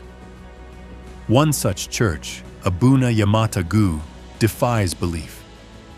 Carved into a vertical cliff 2,580 meters above sea level, its ancient frescoes still glow with vibrant reds and ochres, untouched by time or weather. Inside, the silence is alive, vibrating with the prayers of generations past. From this perch, the world unfolds in endless waves of ochre and olive, a living mosaic of valleys and peaks. The Geralta isn't just scenery, it's sanctity made stone, a place where faith and landscape are carved from the same divine hand. Praia das Catedrais is not just beautiful, it's sacred, a sanctuary sculpted by time and tide, where the earth itself offers prayers in rock and salt and sun. Deep in the rain-soaked wilderness of British Columbia, accessible only by boat or seaplane, lies the thermal wonderland of Hot Springs Cove. Tucked inside Maquina Provincial Park, this geothermal haven isn't marked by flashy signs or crowded boardwalks. It's found by following the call of water, through cedar forests thick with moss, past salmon streams and eagle nests, until you arrive at a rocky shore where the earth breathes in steam. Hot Springs Cove is a series of cascading pools carved into the coastline, where scalding mineral water from beneath the crust mixes with the crashing Pacific waves. The soundscape is otherworldly. The hiss of steam, the thunder of surf, the cries of gulls circling overhead. You sit in one of the upper pools, where the water is hottest, and look out over the infinite gray blue of the ocean, sometimes broken by the spout of a whale or the silhouette of an orca. The air smells like salt and cedar. The heat seeps deep into your bones, and time ceases to exist. Footage taken here is quiet, observational, slow pans across steam lifting off the water, macro shots of droplets gliding down slick basalt, aerial views that show the pools glowing against the stone like geothermal lanterns. There is no luxury here, only purity. No artificial walls or spa music, just the raw, primal interaction of fire, water, and wind. It is sacred not in the religious sense, but in the way old forests are sacred, in the way the earth reveals itself with simplicity and power. You come away from Hot Springs Cove not refreshed, but renewed, cleansed by something older than language, something that lives in stone and steam and salt and stillness. High in the shadowy folds of Japan's Iya Valley, hidden among the forested mountains of Shikoku Island, there lies a gorge so steep and mysterious, it has remained largely untouched for centuries. The Iya Valley is a realm of mists and moss, of vine bridges suspended over emerald rivers, of villages perched precariously on sheer cliffs like forgotten watchtowers. Mist coils along the ridgelines at dawn, weaving through cedar trees that rise like pillars of an ancient shrine. The valley is narrow and wild, with switchback roads that cling to mountainsides and vanish into thickets of bamboo. This is no place for tour buses or crowds. It is for the curious, the quiet, the reverent. The Kazurabashi Vine Bridge is one of the valley's oldest secrets. Built by hand centuries ago using mountain vines and wooden planks, it sways 45 feet above the Aya River, creaking and groaning with every step. Cross it, and you are transported, suspended not just in the air, but in a time when monks, warriors, and fugitives used these very paths to vanish from the known world. Below, the river is a ribbon of jade, tumbling over smooth stones, disappearing into hidden pools that shimmer like liquid quartz. There are places to bathe, unseen from the trail. Steam rises from natural springs, warming the air with whispers of sulfur and mineral purity. Wildflowers bloom in defiance along the rocky banks. Scarlet, gold, violet, like forgotten offerings to unseen gods. Small villages still cling to the slopes here, thatched roof homes and terraced fields shaped by hand, their people living in quiet rhythm with the land. There are no neon signs, no fast trains, no luxury resorts, only winding paths, the rustle of leaves, the call of hawks circling high above. At night, the valley glows not with electric light, but with fireflies. They drift between the trees like floating embers, their gentle flashes reflected in the still waters below. You sleep not in hotels, but in ryokan inns, wrapped in tatami and silence, with the scent of cedar smoke and river stone lingering in the air. In Aya, the mountains speak in hushes, and the world beyond seems a distant memory. It is not a place to conquer, but to be humbled by, to listen, to wait, and to slowly become part of the forest's breath. Hidden within the folds of the Japanese Alps, a hidden village slumbers beneath a thatched roof of snow. Shirakawa-go is not a mirage, though it feels like a memory carved into the edge of time. Thatched gasho zukuri houses, shaped like hands pressed together in prayer, dot the valley like ancient charms laid carefully into the land. In winter, snow falls thick and slow, burying the village in a white so pure it glows beneath the moon. Smoke curls from chimneys, as if from the lips of old spirits. Inside, warm light glows from paper lanterns, and old wood crackles in fire pits. Water from mountain springs flows through narrow channels, undisturbed for centuries. During twilight, the world softens.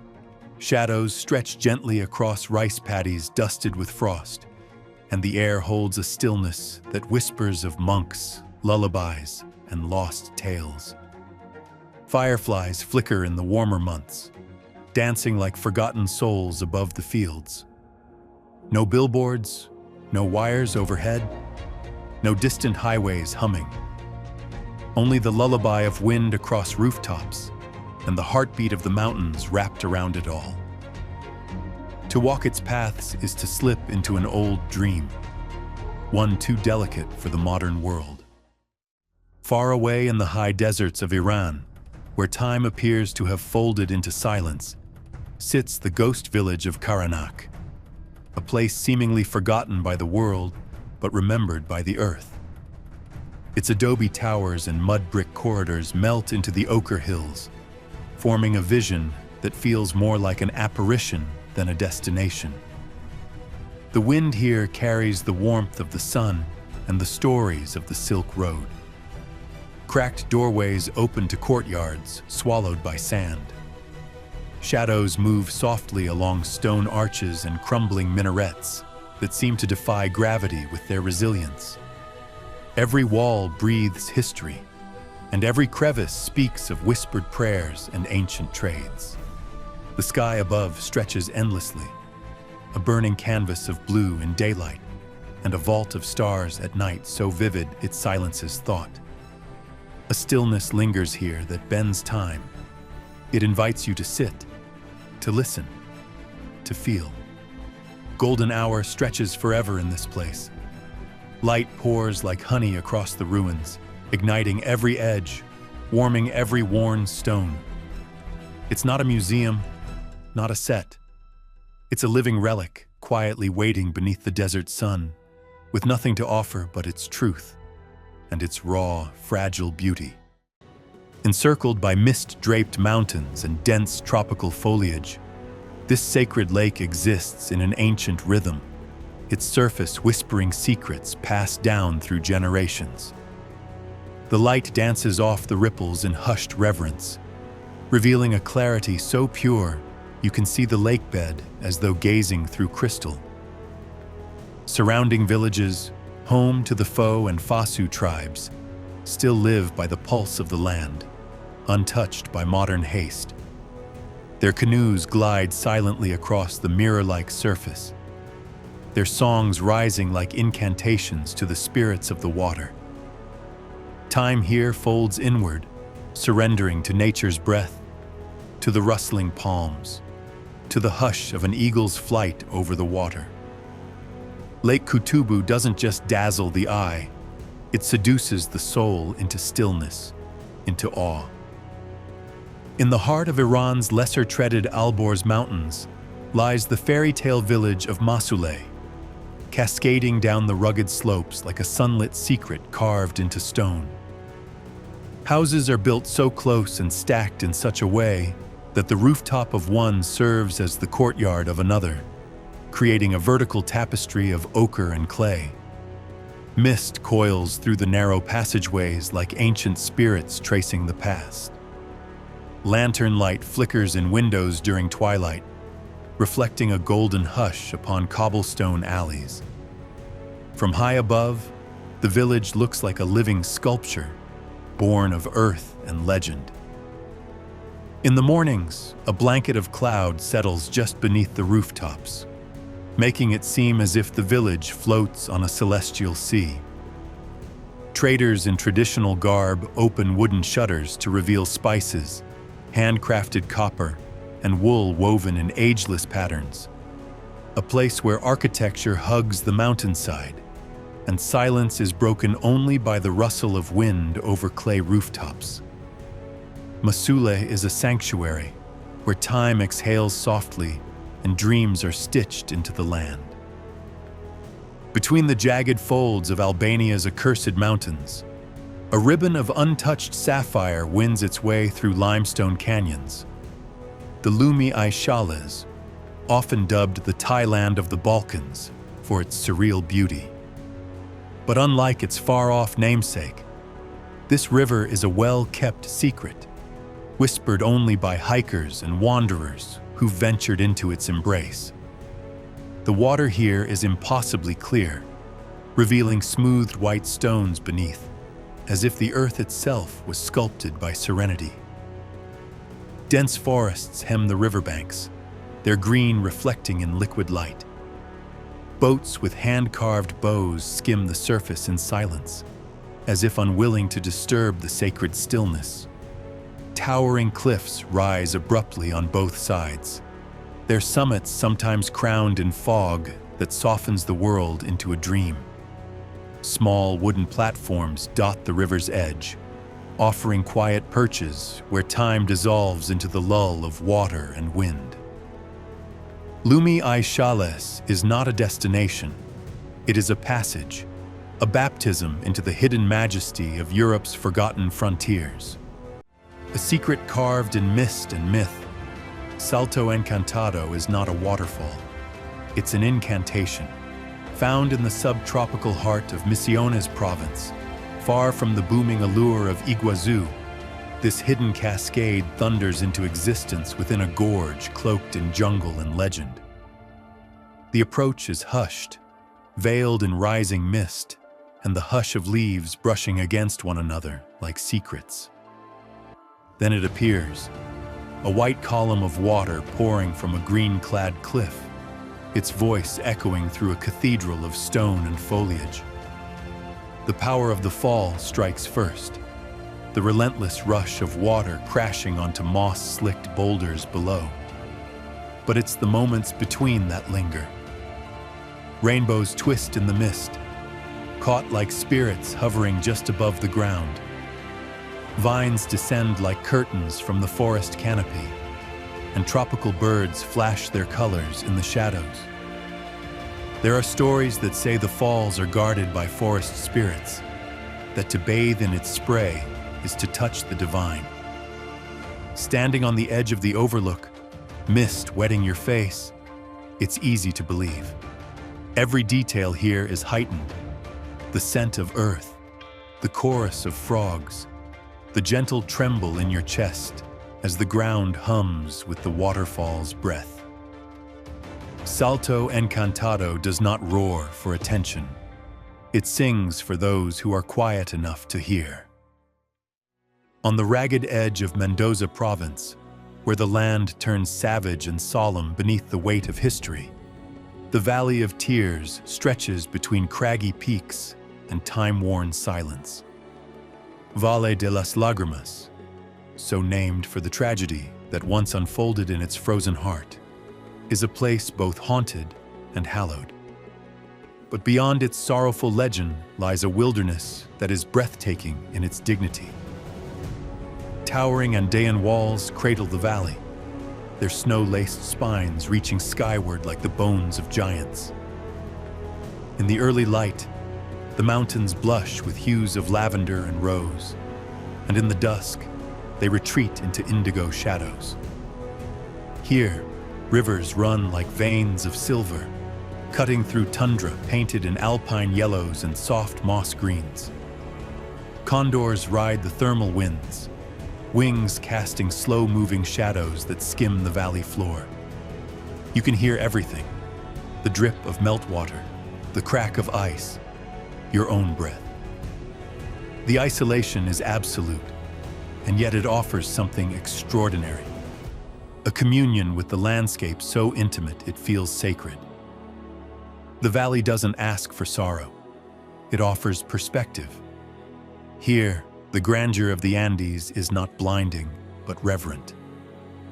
Time moves differently in this cathedral of silence, and every step forward feels like a step deeper into the soul of the earth itself. In the deserts of central Iran, nestled against wind-sculpted hills, the village of Abiané glows with a haunting, rose-colored elegance. Its houses, made from red ochre clay, climb the slopes like forgotten verses of an ancient poem. Every door is a portal into time.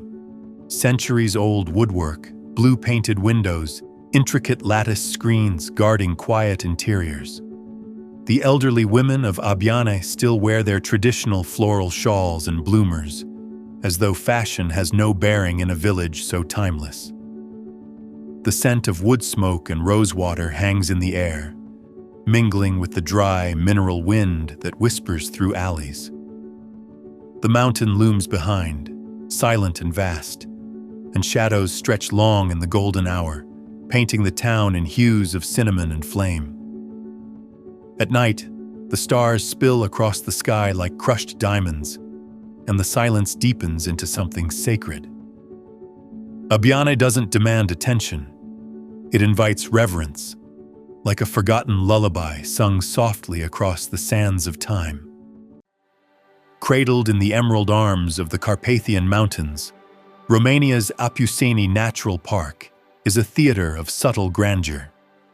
Here, the drama is not of towering cliffs or crashing waves, but of hidden glades bathed in golden light, moss-covered grottos, and rivers that vanish into underground labyrinths.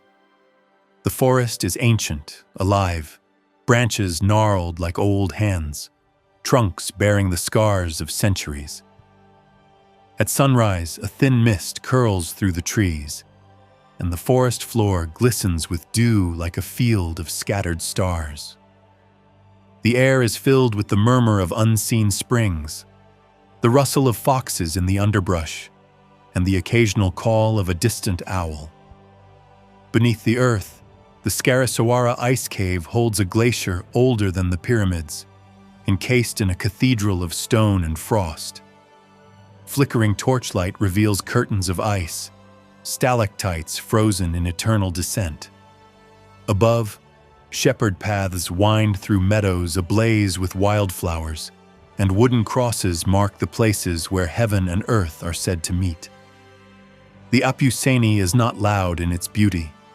It whispers it deeply, eternally. On the edge of the Indian Ocean, off the coast of Tanzania, lies an island that seems to whisper secrets with every tide. Mafia Island. This archipelago, far removed from the bustle of Zanzibar or the mainland, drifts in its own rhythm, wrapped in coral reefs and coconut palms. But hidden beneath its warm, aquamarine waters is one of the ocean's most extraordinary sanctuaries, the Mafia Island Marine Park. Here, time folds into silence.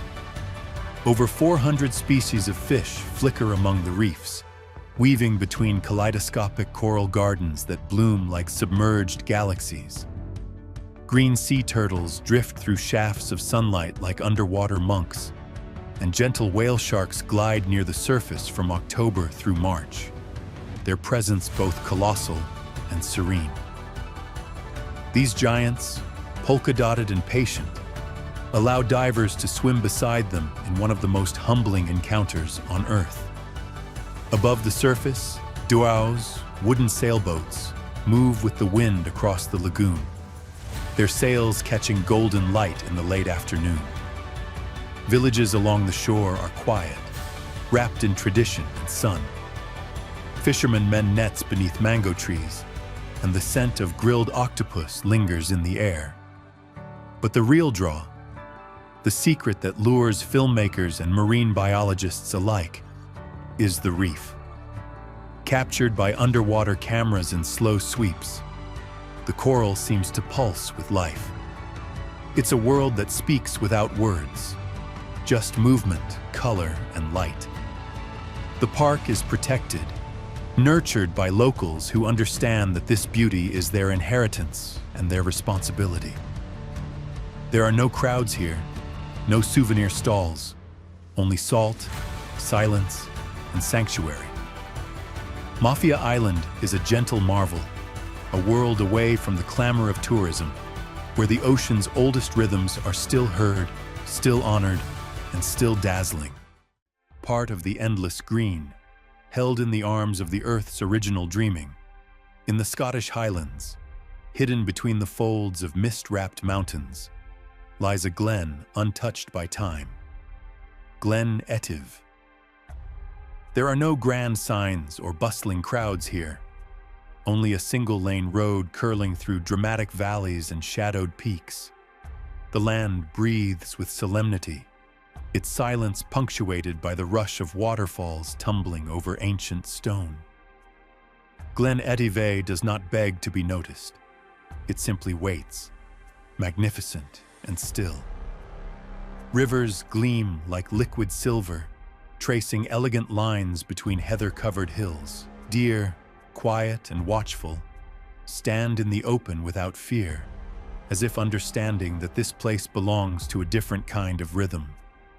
The mountains here don't shout. They look like ancient giants at rest, cloaked in ever-shifting veils of mist that drift and curl as though the very clouds are trying to linger a little longer over this sacred place. There's a quiet magic in the way the light moves, changing the color of the grass from emerald to gold within a heartbeat, painting the cliffs with shadows that dance and dissolve with each passing minute. Photographers and filmmakers know Glen Etive for its haunting beauty, yet even they cannot capture its full essence. To see it through a lens is to grasp only a fraction of what it offers to the naked soul. Walking here feels less like exploration and more like return. Return to a place untouched by the grasping hands of time, where the world speaks in hushes and hums, and every bend in the valley holds another secret you're somehow meant to find. There are spots where the river narrows, carving deep into smooth rock to form pools of glassy water that shimmer with unseen depth. Bathing in them is a rite of passage for those who find this place. The water is cold, biting, pure, and awakening. It sears the senses with a clarity that humbles. When night falls in Glenative, darkness is total and absolute. The sky, free from the light of cities, becomes a vault of infinite stars, reflected perfectly in the still rivers below. The land sleeps not in silence, but in harmony, with owl cries echoing across the glen and the whisper of wind in the heather as lullaby.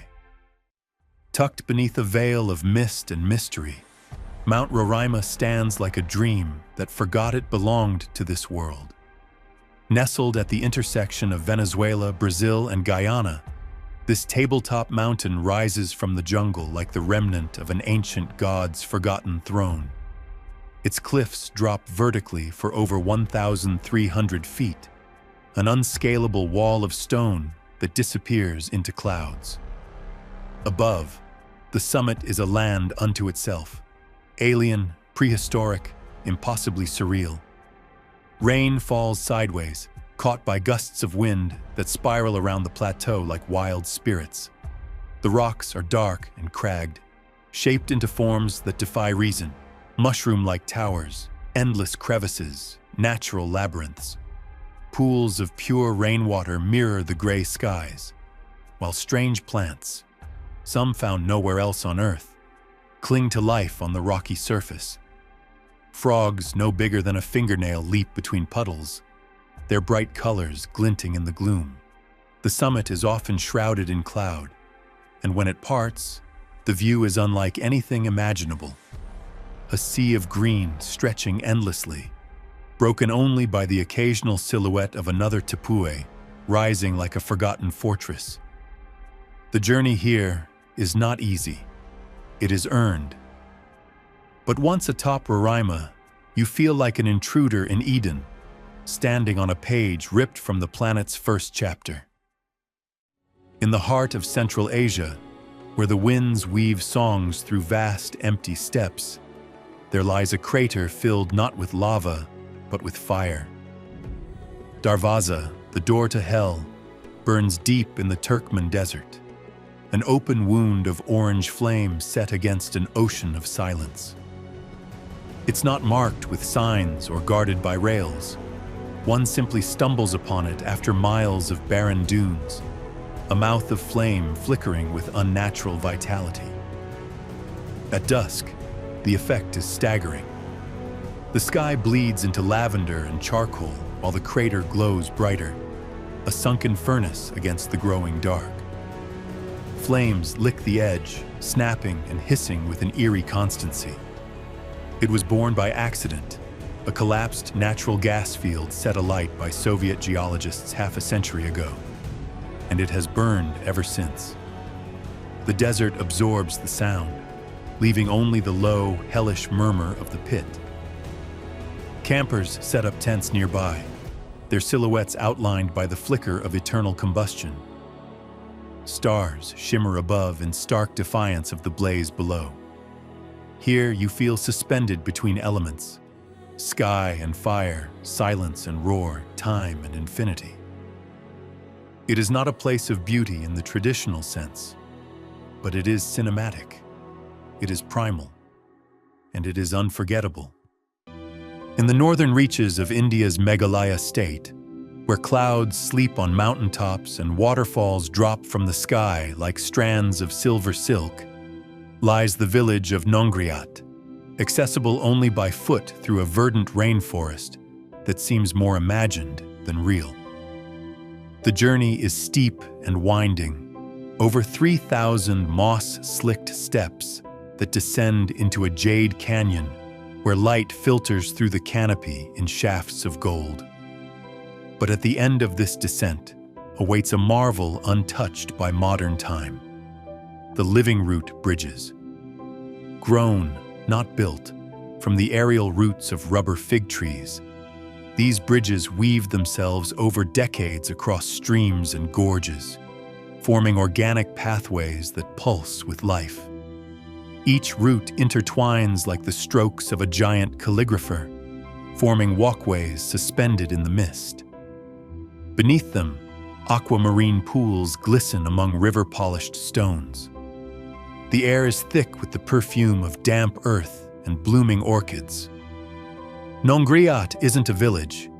It's a testament to human harmony with nature, a place where time flows like water and the forest dreams in green. On the outermost edge of Japan's Ryukyu archipelago, where the Pacific whispers tales to the East China Sea, lies the island of Yonaguni, a windswept, mythical speck brushed by currents and lore. Most arrive chasing legends of the Yonaguni Monument, a submerged rock formation that some say is a sunken city from a forgotten civilization. But even above the waves, Yonaguni dazzles with ethereal charm.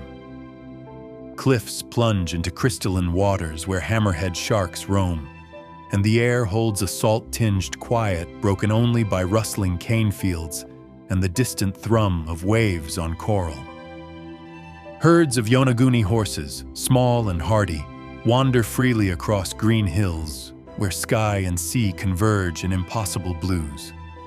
The coastlines are unspoiled, scalloped with coves that glow in morning light like scattered jewels. Time folds here into a peaceful rhythm, measured by the tides and the flight of seabirds. Whether myth or miracle, Yonaguni is a place that wears its mystery like a crown, inviting, unknowable, and achingly beautiful.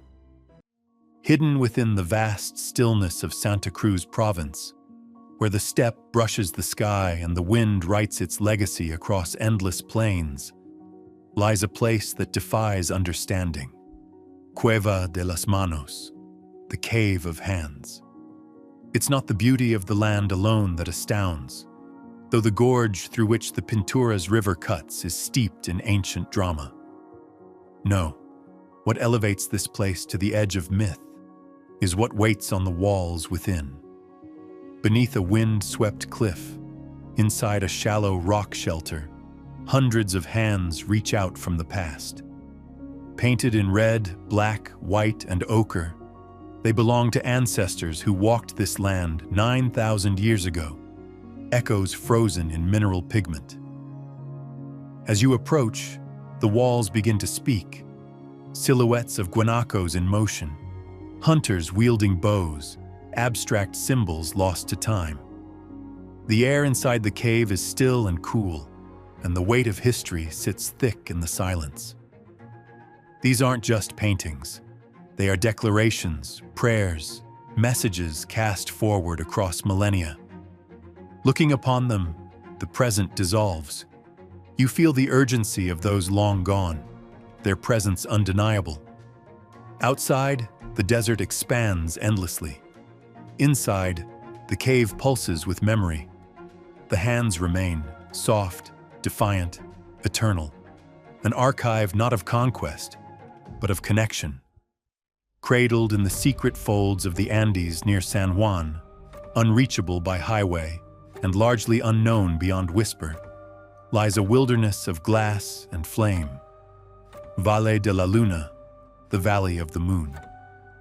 A place so surreal it has been compared not to other earthly sights, but to Martian terrain.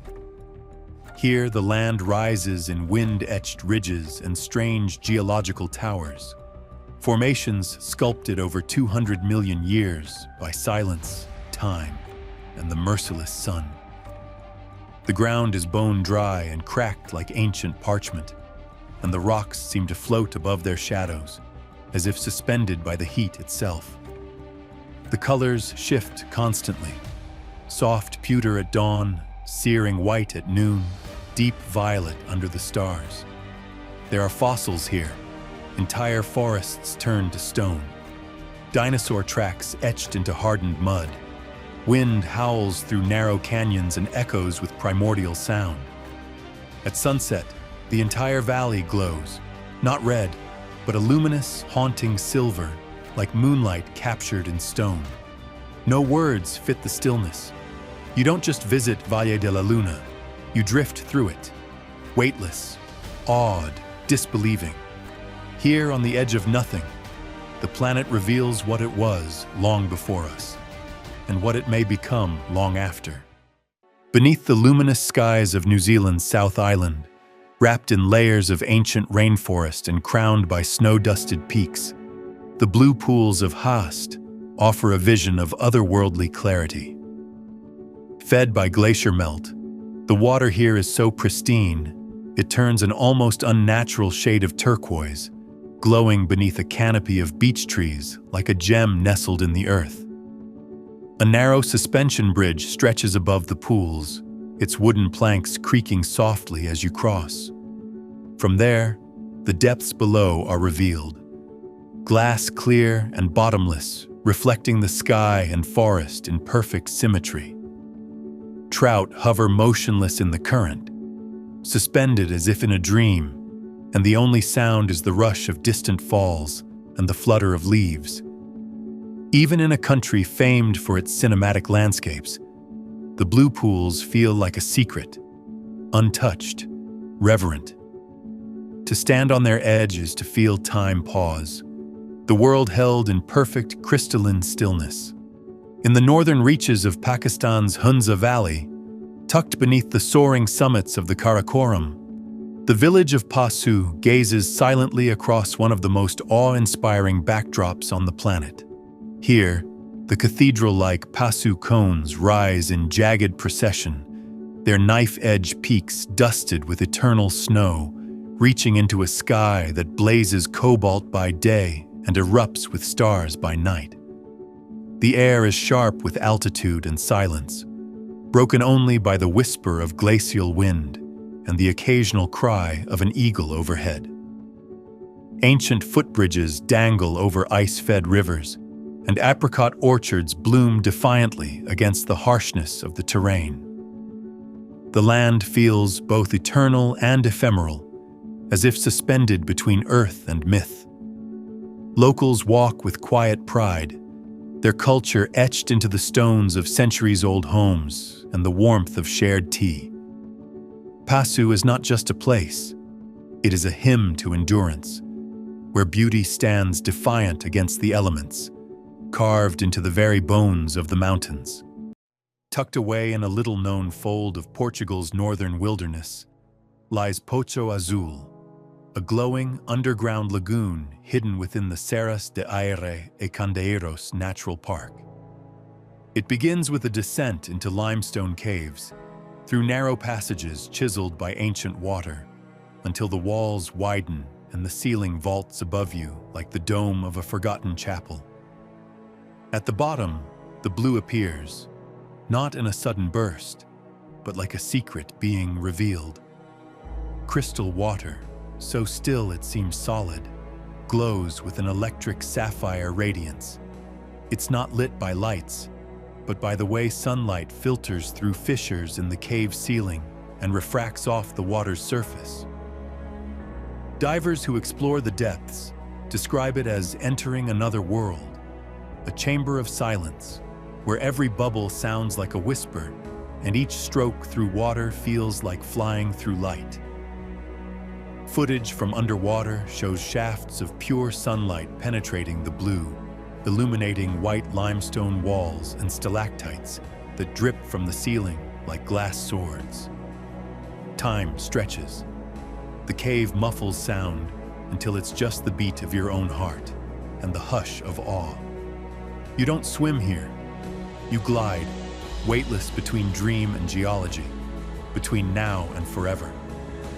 Above ground, few know of its existence. Even fewer take the journey down. And perhaps that's why it remains so powerful, untouched, unbothered, unknowable. Poço Azul is not just a cave pool. It's a communion with the Earth's deeper breath. Off the coast of Croatia, where the Adriatic Sea holds secrets in its sapphire depths, the island of Bishevo cradles a marvel known only to those willing to chase light with timing and devotion. The blue cave, Modra Špilja, is not visible from the surface. One must sail, then switch to a low-slung boat, then duck low as a guide navigates a tiny sea-level entrance into the grotto's darkened heart. And then, as the sun reaches its apex, the miracle occurs. The cave floods with electric blue light, as if 1,000 lanterns had ignited beneath the sea. The source is sunlight, refracted through the submerged entrance and bouncing off white limestone seabeds, creating a supernatural glow that bathes everything in iridescent azure. Objects dipped into the water appear as silver phantoms. Fish shimmer like flickering holograms. The walls themselves gleam with an inner fire. No photograph, no description can prepare one for the intensity of the color. It is not simply blue, it is a blue that lives, that pulses, that breathes. It envelops visitors in silence, broken only by the soft splash of oars and the occasional gasp of awe. The air is dense with salt, and the cave ceiling weeps gentle droplets that fall like blessings from above. The experience lasts only minutes. When the sun shifts, the light fades, and the cave returns to shadow. But those minutes are eternal. The world outside seems dim after them. Your eyes have glimpsed something mythical, a hidden chamber where Poseidon might keep his secrets. Locals say the cave has always been here, long before tourism, before kingdoms, before borders. It existed for those who knew how to look, who understood that wonder does not announce itself loudly. It waits in silence, in darkness, until the precise moment when nature opens a hidden window. And then, just for a moment, magic pours in. The road coils like a silver serpent through the hills of the Valle de Cocora, deep in the green heart of Colombia's coffee region. But no cup of dark roast ever hinted at this. An emerald cathedral of wax palms rising like living spires into the mist-swept sky. These trees, the tallest palms on earth, stand like guardians of a forgotten world. Clouds curl around their trunks, drifting past as though time itself has slowed to admire the view. The air here carries the chill of high altitudes, but it's laced with the sweetness of dew-covered orchids and wild guava. Sunlight breaks in fractured beams through gaps in the mist, casting golden halos around the trees. Horses tread softly through the undergrowth, their hooves barely making a sound in the carpet of moss and wet soil. There's no roar of cities, no hum of machines, just the hush of wind through feathered fronds and the distant call of Andean condors. Everything feels sacred. Even the rain here seems intentional, falling like a whispered secret on ancient leaves. It is a dream made real, a place where the earth remembers how to breathe in beauty. High above the Arctic Circle, beyond the reach of roads or noise or time, lies the untouched fjord of Kvænangen in Norway. It is not marked on many travel itineraries, and yet it possesses a silence so profound, it echoes in the soul. Midnight sun sets the water ablaze in summer, turning the sky into molten gold and the mirrored sea into a gallery of fire. Jagged mountains rise like frozen titans, their faces carved by millennia of ice and wind. Reindeer tread carefully across mossy cliffs, leaving delicate prints in patches of snow that never fully melt. In winter, the world here vanishes into indigo stillness. The aurora borealis dances with impossible grace, pulsing ribbons of green and violet that undulate like breath made visible. Fishing villages huddle along the water's edge, their red and yellow cabins lit by the flicker of stoves inside. But beyond them, deeper into the fjord, the world folds in on itself. No signs, no paths, just the raw cathedral of nature's design. Here, the light is slower, the silence deeper, the beauty so severe it hushes thought. It is the kind of place you don't discover, you surrender to it. Carved from the jagged spine of northern Iceland is the Aspergi Canyon, a horseshoe-shaped rift said by ancient lore to be the hoofprint of Odin's eight-legged steed. This colossal scar in the land stretches for miles, hemmed in by sheer basalt walls that rise like fortress ramparts from a bed of soft grass and birch forest. Fog often clings to the canyon rim, spilling down like ghostly waterfalls into the verdant hollow below. A stillness resides here, deep and otherworldly. Birdsong is amplified by the walls, and the occasional rustle of leaves becomes an echo of the divine. Hidden within is Botenstjørn, a tranquil pond that mirrors the sky so perfectly it seems like a portal rather than a reflection. Few venture here, despite its mythic beauty. Trails wind through the silence, past mossy boulders and under branches that catch the northern light like green glass. Osbergi is a cradle of mythology and wonder, a quiet giant whose presence feels both ancient and awake. On the far-flung edge of northern Mozambique lies the Quirimbas archipelago, a scattered constellation of coral islands adrift in waters so clear they seem born from sapphire. Ebo Island, among the most secluded, is a realm where silence floats on the ocean breeze and time wears an alabaster smile. Colonial ruins, their stone walls cloaked in bougainvillea, stand shoulder to shoulder with mangroves and dhows drifting lazily on the tide. There is no rush here. The tides rule all. At dusk, the sky melts into the sea in swaths of orange and indigo, and the call to prayer rises gently through crumbling minarets. The underwater world dazzles with untouched reefs and marine life that flicker like living gems in the current. On land, artisans craft intricate silver filigree, their hands echoing centuries of tradition.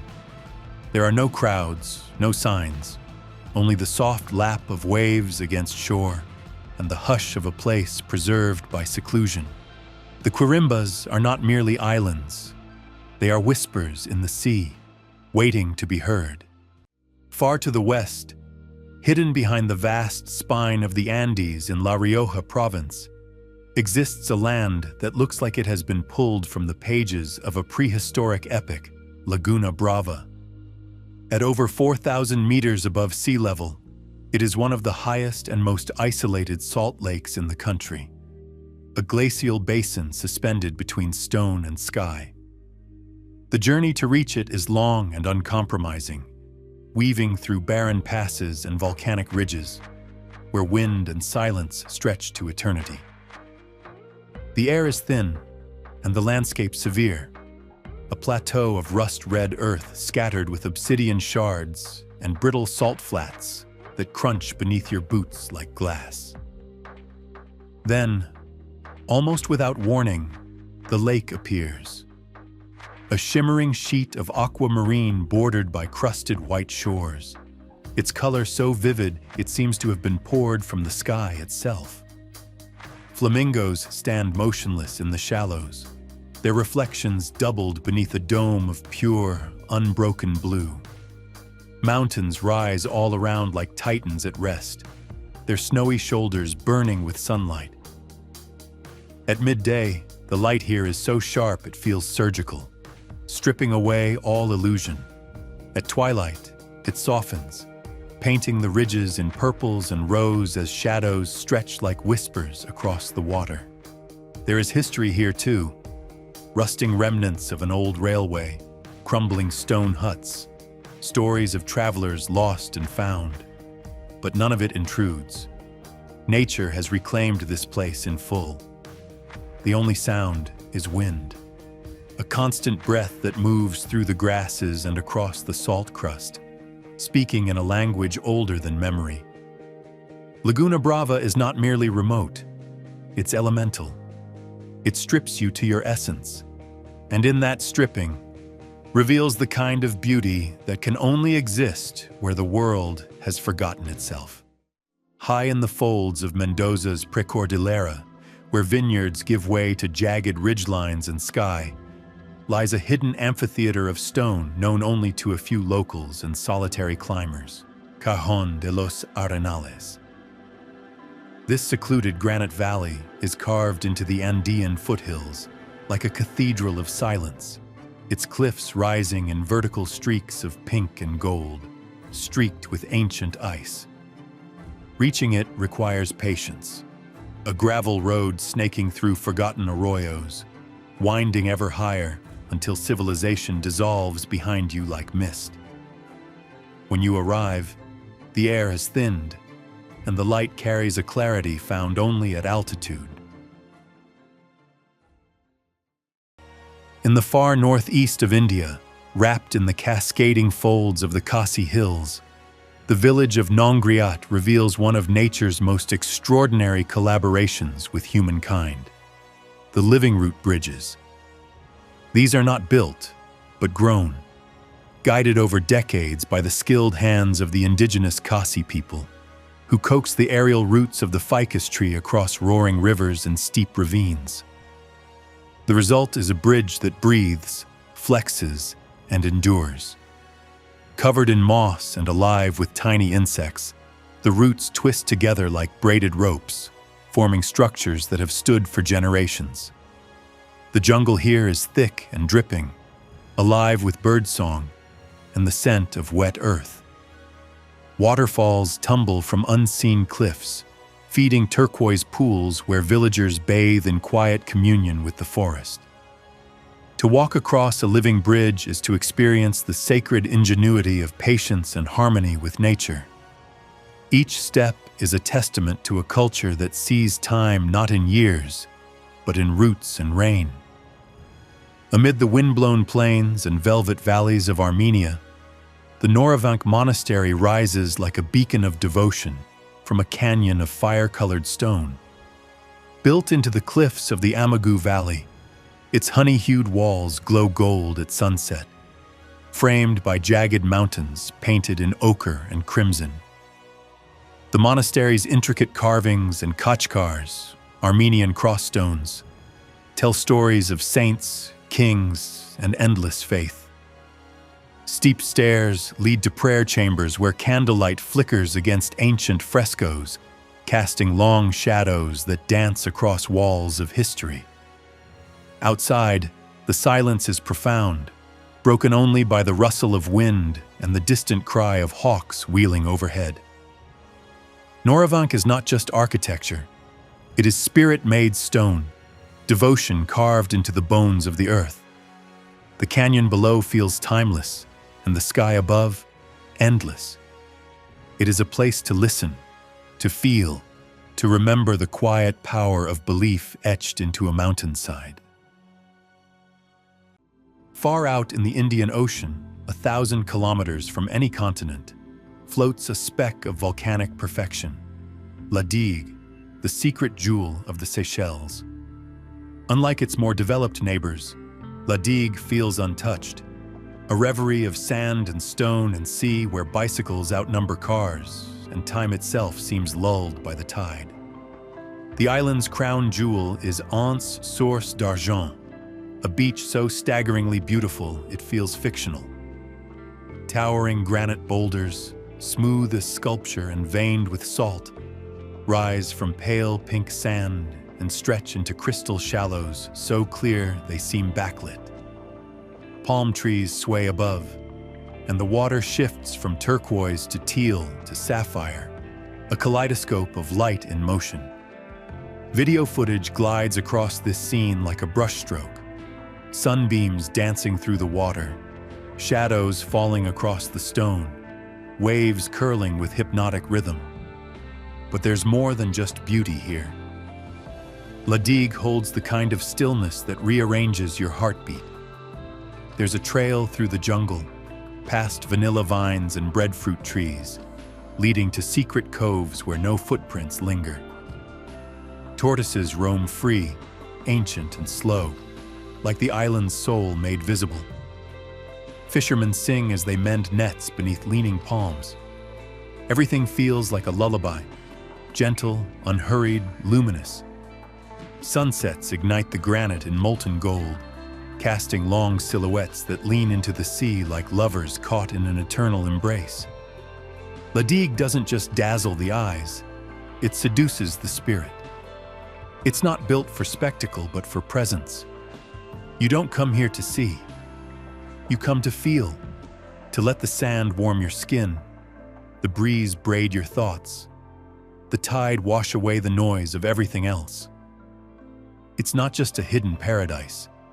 It's a hush that lives in salt and stone and light.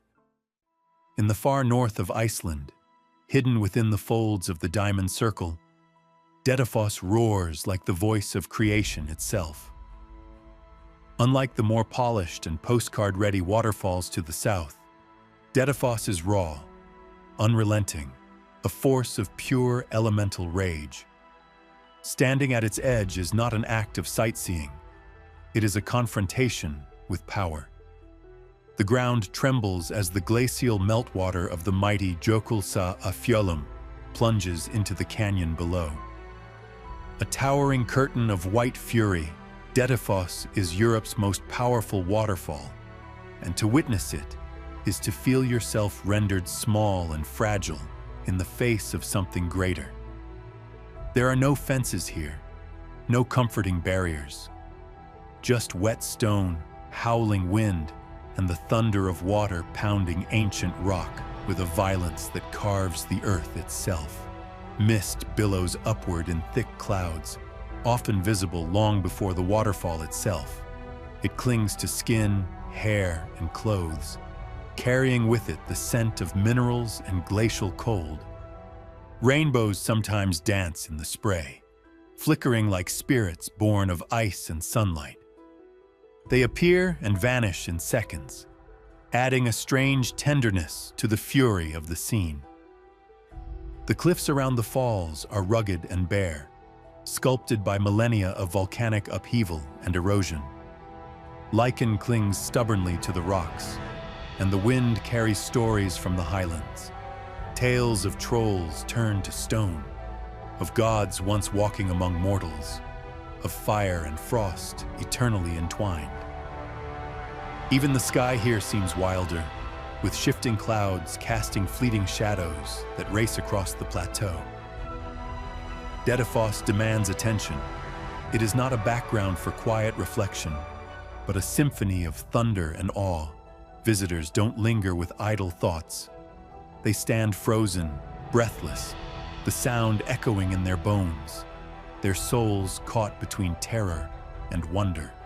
For a moment, all distractions are washed away, and only the sheer truth of nature remains.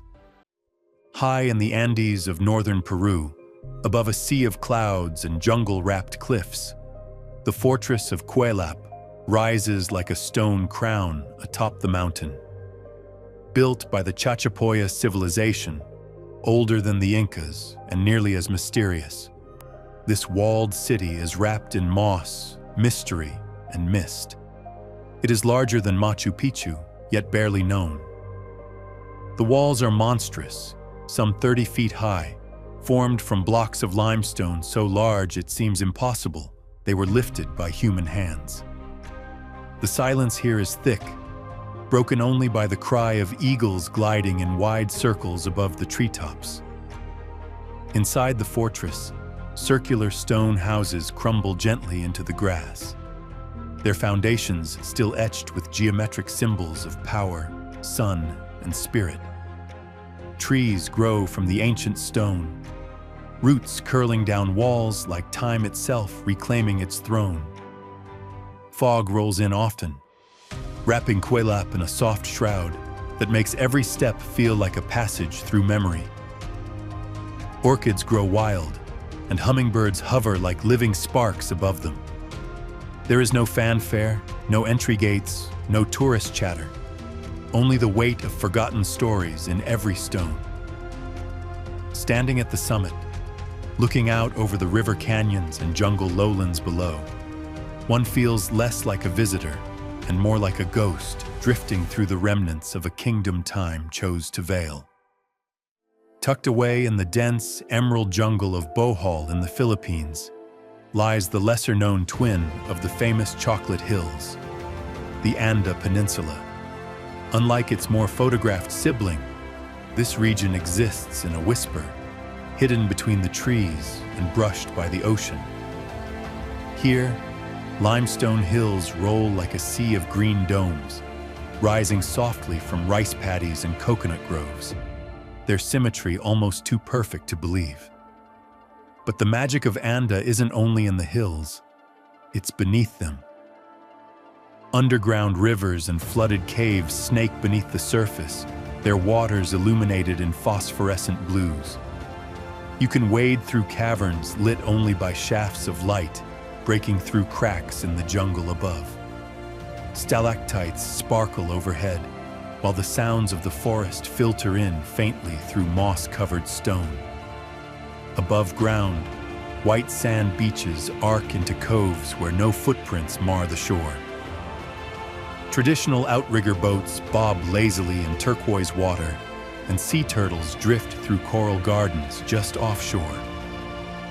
At sunset, the hills darken to molten bronze while fireflies shimmer in the palms like fallen stars.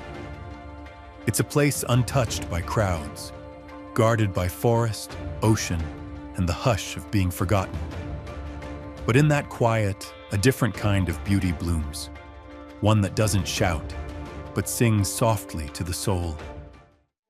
Concealed deep within the mountain folds of Montenegro is the village of Ljukomir, a stone-clad haven perched above the Rakitnica Canyon at an elevation where the world thins and the winds speak in tongues. With only a handful of weathered houses topped with slanted slate roofs, Ljukomir stands as the highest and most isolated permanent settlement in the Balkans. There are no paved roads here, only trails worn into the earth by centuries of shepherds and snow. From the village's edge, the canyon drops suddenly, revealing a chasm of dizzying depth and beauty, its walls carved by glaciers and time. The landscape is wild and sweeping, meadows dappled with wildflowers, peaks that shred clouds, and air so clear it rings like crystal in the lungs. The people of Ljukomir live as their ancestors did, herding, weaving, harvesting the gifts of mountain life. Their hospitality is raw and genuine, offered with weathered hands and eyes that have seen both storm and sun. In Ljukomir, each breath feels earned, each moment cradled in silence and sky. Far into the high desert of Jordan, beyond the echoes of Petra and the rumble of camel trains, lies Wadi al-Hassa, a hidden canyon of water and stone, winding like a silver serpent through ochre cliffs. Here, desert and oasis collide in a surreal ballet of contrast. The gorge shelters a secret river, its cool flow defying the surrounding dust and heat. Palms sway beside waterfalls that cascade into turquoise pools, and ferns cling to the canyon walls, where sunlight barely touches. It is a sanctuary of lush defiance, a green pulse in the chest of parched wilderness. Trekking through the wadi, one wades through water for miles, past sculpted sandstone cathedrals and chambers echoing with the call of doves. The deeper you go, the quieter the world becomes, until it's just your breath, the river, and the silence of deep time. Wadi al-Hassa isn't marked on most tourist maps, yet it holds a power that rivals the wonders nearby.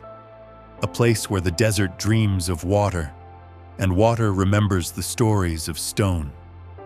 In the heart of Salta's Kalchaki Valley, where sun-baked cliffs fold like layers of ancient parchment, there lies a sandstone labyrinth untouched by fame, Quebrada de las Señoritas.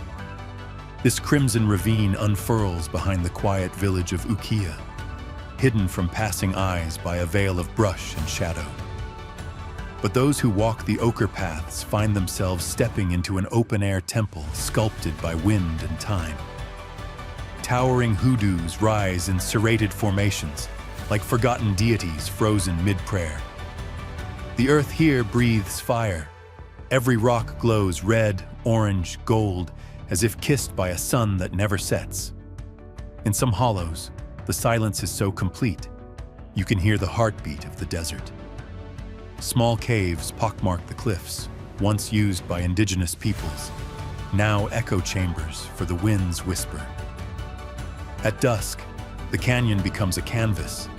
The light slants low and turns the ravine into a living painting. Cacti bloom in stoic defiance, and condors glide low, their feathers catching amber fire.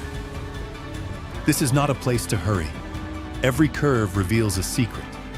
Every footstep deepens the silence.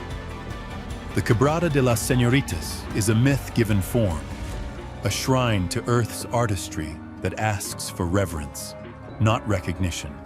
Beyond the known trails of the Lake District, hidden among Patagonia's remote northern valleys, lies Lago Escondido, the hidden lake, a jewel so secluded it lives up to its name in every sense. The journey is half the magic, a rough track through Lenga woods and alpine meadows, where silence hangs heavy and the scent of wet bark clings to the air.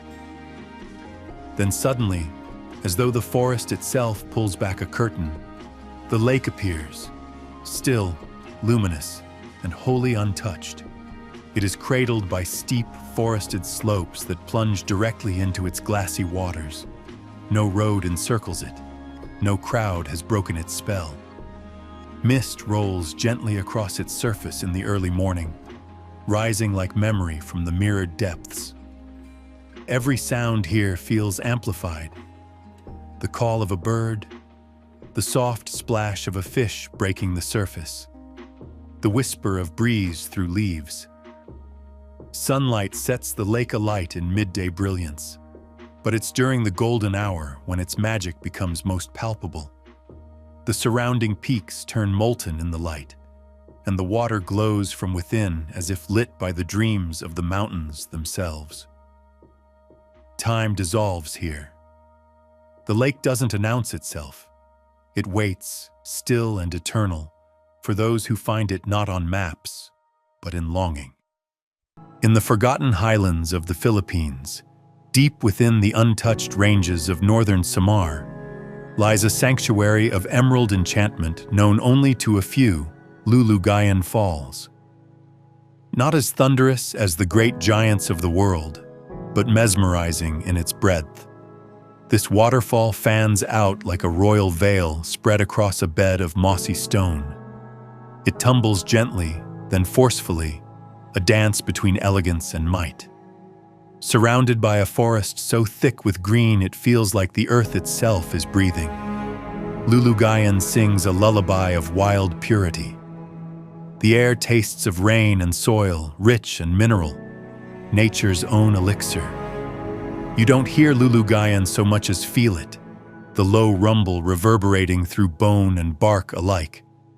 Sunlight filters through the dense jungle canopy, casting soft, dappled light across the cascading waters, making the entire scene shimmer like a mirage etched into a dream. It's not a place marked on tourist maps, and yet, in its quiet solitude, it holds a majesty that rivals the grandest icons. Wrapped in the embrace of the Caucasus Mountains, a surreal spectacle blooms in the remote village of Ushguli, Georgia. Perched high above the clouds at nearly 2,200 meters, this is one of the highest continuously inhabited settlements in Europe. Yet, its true power lies in its stillness. Ancient stone towers rise like sentinels above weathered homes, each telling stories older than any living soul. The mountains cradle this village like a secret, their snow-draped shoulders glowing under soft alpine light. Here, time doesn't pass, it pauses. Horses roam freely across wildflower meadows, and narrow cobblestone paths wind through fields whispering with wind.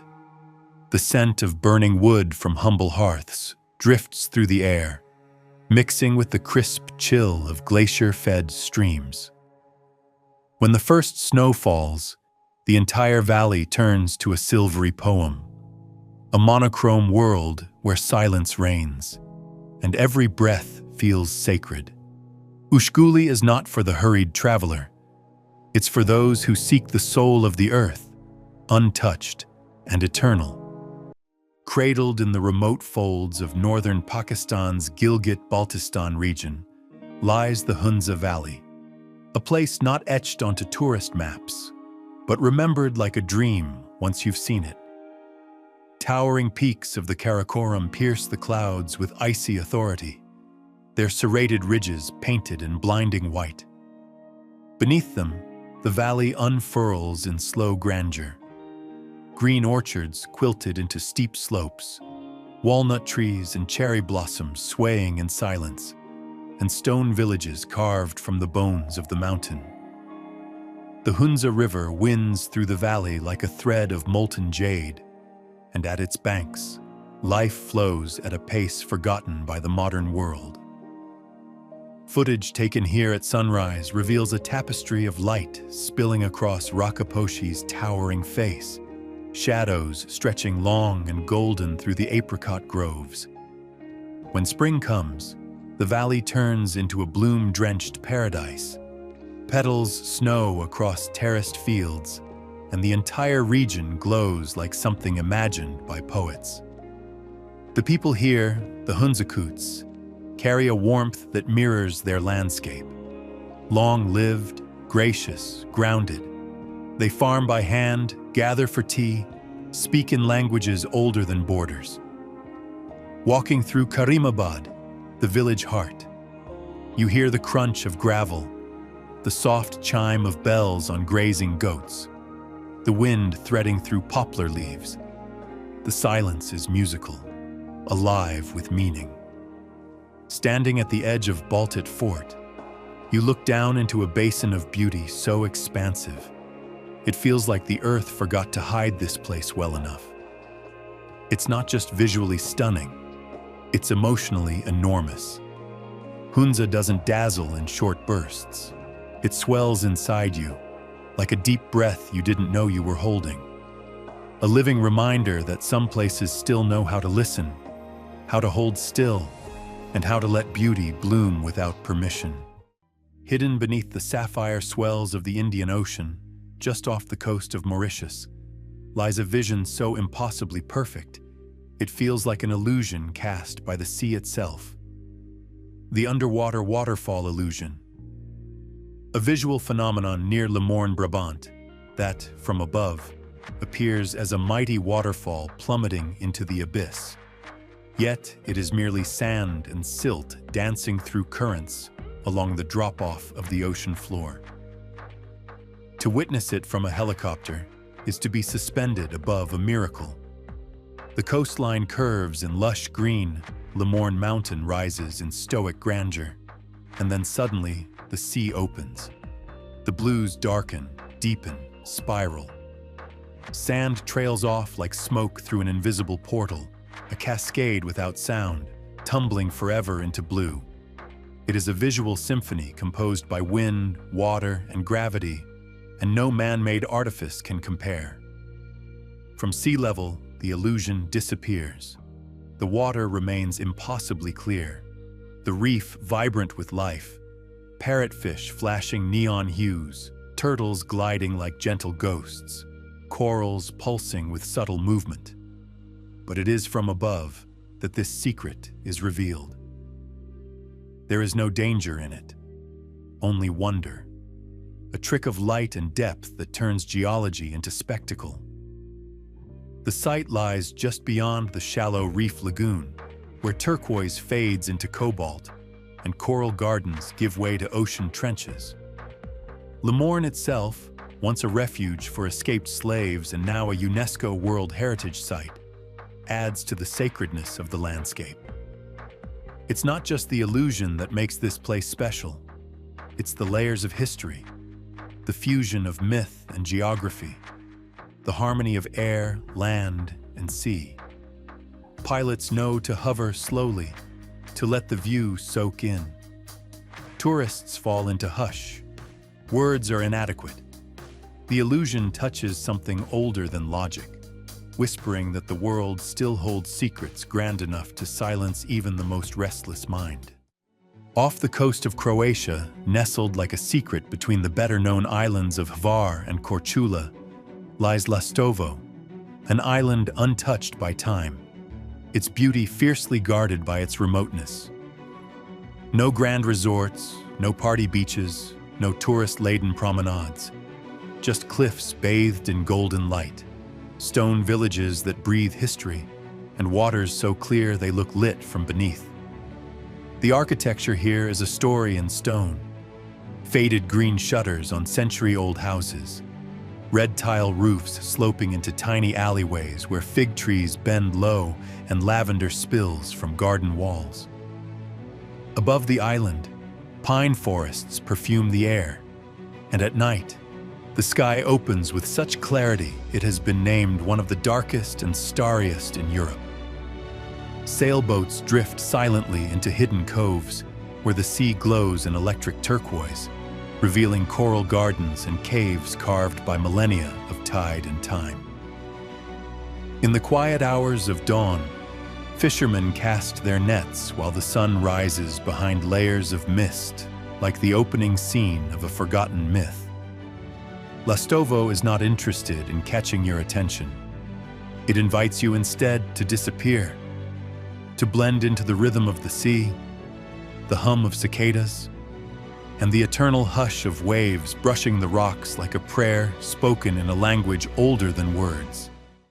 Concealed by jungle and forgotten by maps, the village of Batu Tumongga perches high on the slopes of Mount Sasian in the Tanah Toraja region of Sulawesi, Indonesia. Here, the clouds don't float above you, they wrap around your feet. Rice terraces spill down the mountain in intricate green spirals, glistening with morning dew like a dragon's scales in the first light of day. But the true magic lies in the culture that has flourished, hidden among the trees and stones. Elaborately carved Tongkonan houses, with their sweeping roofs shaped like ships' hulls, rise from the mist like relics of a skybound civilization. Beneath them, buffalo graze quietly, considered sacred and eternal companions in the Torajan afterlife. Stone graves are carved into sheer cliffs, and effigies known as Tau Tau stand guard. Wooden figures of the dead watching over the living with calm, eternal eyes. When the clouds part, the view is celestial. A valley suspended between earth and heaven, untouched by the grasp of modernity. And as night falls, the village doesn't fade. It transforms. Lanterns flicker in the trees, and chants echo from the hills, mingling with the hum of insects and the slow strum of distant gongs. Batu Tumongga is not just a place. It's a veil lifted between worlds. A realm where spirits walk with the living, and every stone carries a soul. Beyond the towering dunes and bustling markets of Namibia lies the hidden marvel of the Otshihipa Mountains, a near-mythic range nestled in the Kunene region's remotest folds. Here, scarlet cliffs erupt from golden plains, their faces etched with time and shadow. The Himba people call this land home, their ochre-stained skin a reflection of the earth they revere. Access is only possible through arduous treks or small plains that skim over vast, unbroken wilderness. The land feels ancient, untouched by clocks, undisturbed by change.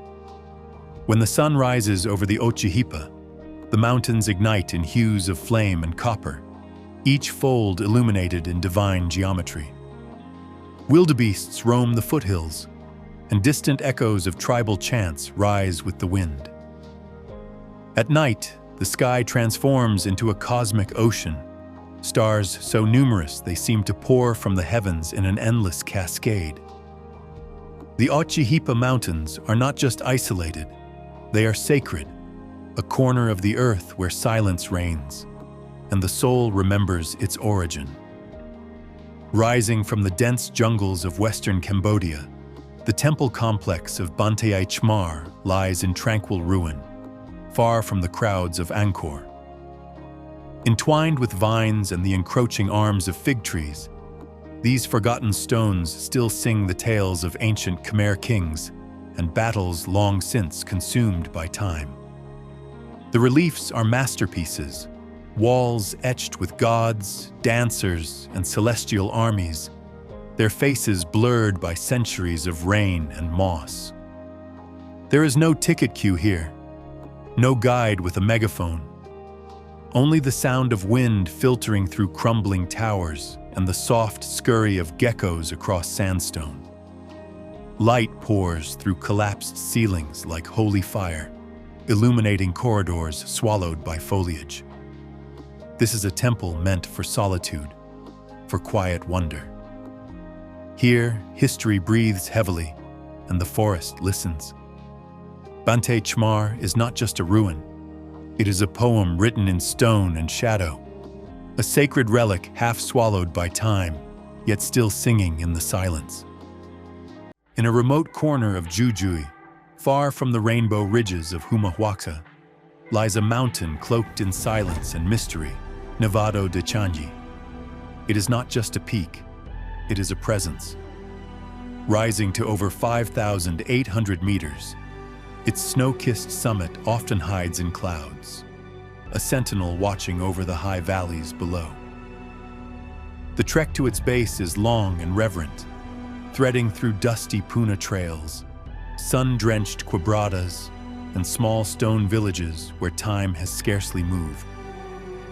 Along the way, alpacas graze amid rust-colored cliffs, and the air grows thinner, cooler, charged.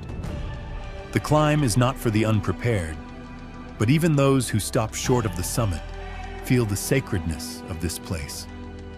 Hidden glacial lagoons appear like sapphires dropped into the folds of the rock. Ice formations gleam with an almost crystalline clarity. There's a stillness here that silences even thought. As night falls, the stars arrive in fierce silence, a billion fires burning in the unpolluted void above. Stories passed from Quechua and Aymara elders speak of spirits who dwell on Chanyi's slopes, guardians of water, sky, and life. You don't conquer this mountain, you approach it, you listen, and if you're lucky, it allows you to linger for a time. Southwest of Mendoza, tucked away behind volcanic ranges and windswept steppes, lies a secret sanctuary known to few, Laguna del Diamante. It is vast and still, cupped gently within the high Andes at over 3,300 meters, accessible only a few months each year when the snow relents. The journey there is one of dust and ascent, miles of barren volcanic rock giving way to an emerald glint on the horizon. Then the lake appears, and time seems to falter. Its mirror surface reflects the towering cone of Maipo volcano, its perfect symmetry doubling in the water with almost mythical precision. The air here is sharp, clean, laced with the scent of alpine wind and silence. Flamingos gather in tranquil corners, their rose-tinted feathers echoing the glow of dawn. The lake itself is glacial, cold, pure, unnervingly clear. On still days, the reflection is so complete that it feels like you're suspended between two worlds. And as sunset comes, the Maipo ignites in gold and coral, its reflection shimmering like a pathway into some higher realm. Laguna del Diamante does not entertain the casual traveler. But for those who arrive with patience and reverence, it reveals itself as a place where heaven and earth meet in mirrored stillness. In the untouched corners of Kyrgyzstan's Tian Shan Mountains lies a landscape so vibrant, so improbable, it seems to defy geography, the Skazka Canyon, or Fairy Tale Canyon. This forgotten gorge, nestled near the banks of Lake Issyk-Kul, is a kaleidoscope of eroded sandstone and surreal formations, sculpted by time into towers, dragons, and spires. The canyon breathes in silence, painted in every shade of rust, gold, and crimson, as if fire once licked its flanks and left color in its wake.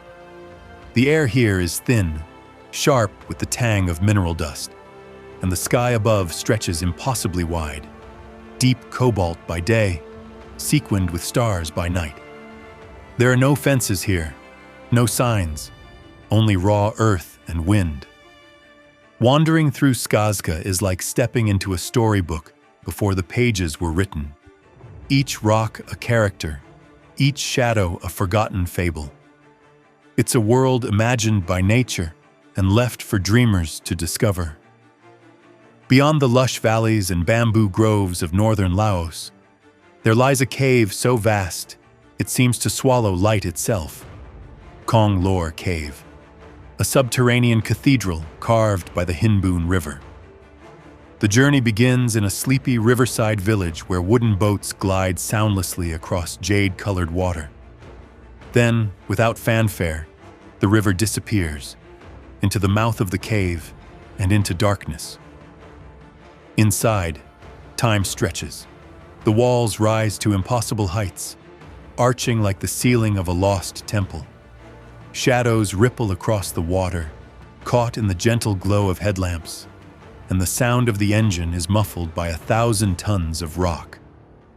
Stalactites drip from the ceiling like melting chandeliers, and narrow passages open suddenly into colossal chambers. It's a realm that feels alien, a dream world carved in limestone and darkness. And when you emerge, hours later, into a hidden valley on the other side, untouched, silent, alive, you feel as though you've passed through the underworld and been reborn.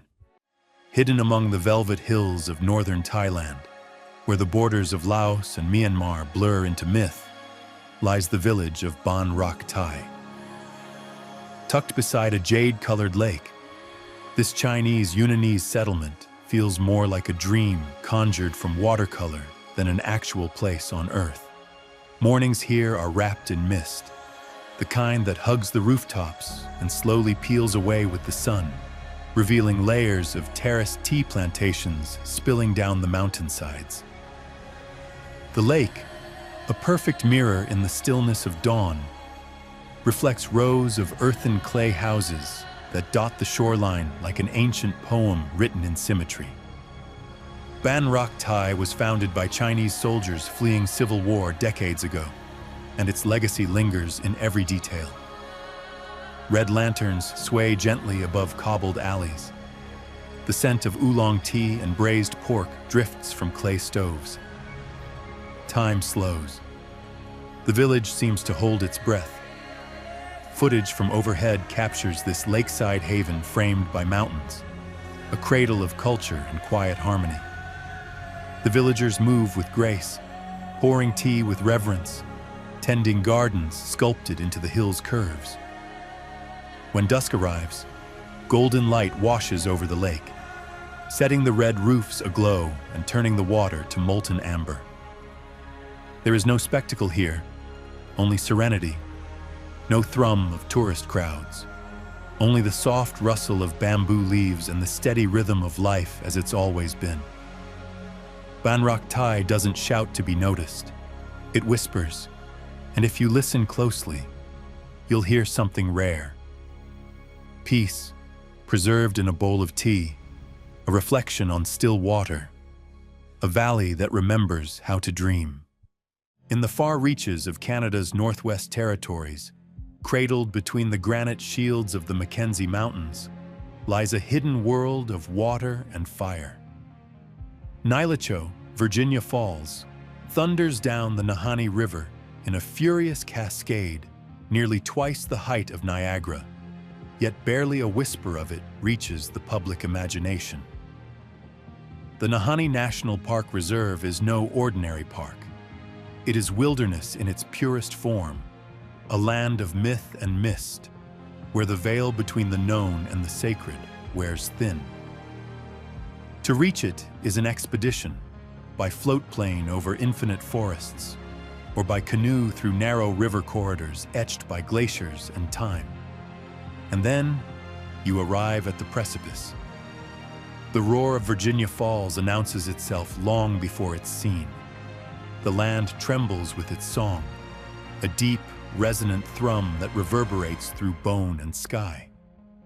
When it comes into view, it steals the breath. The river, wide and stately, narrows to a furious boil, surging toward a brink that splits around a massive rock named Mason's Rock. The water shatters into vapor and thunder, plunging 96 meters into the misty depths below. Rainbows arc in the spray, sometimes 3 at a time, shifting with each minute of sunlight. The cliff walls are steep, green with moss and slick with mist, home to rare orchids and nesting peregrine falcons. Below the falls, the river calms into deep pools flanked by rock that has not changed since the earth was young. Steam rises from hot springs hidden in the forest, where the land breathes warmth into the cold northern air. The Dean people consider this place sacred, a place of spirits, of deep medicine, where dreams walk beside the waking. Their stories linger in the trees, in the rocks, in the rush of water that never sleeps.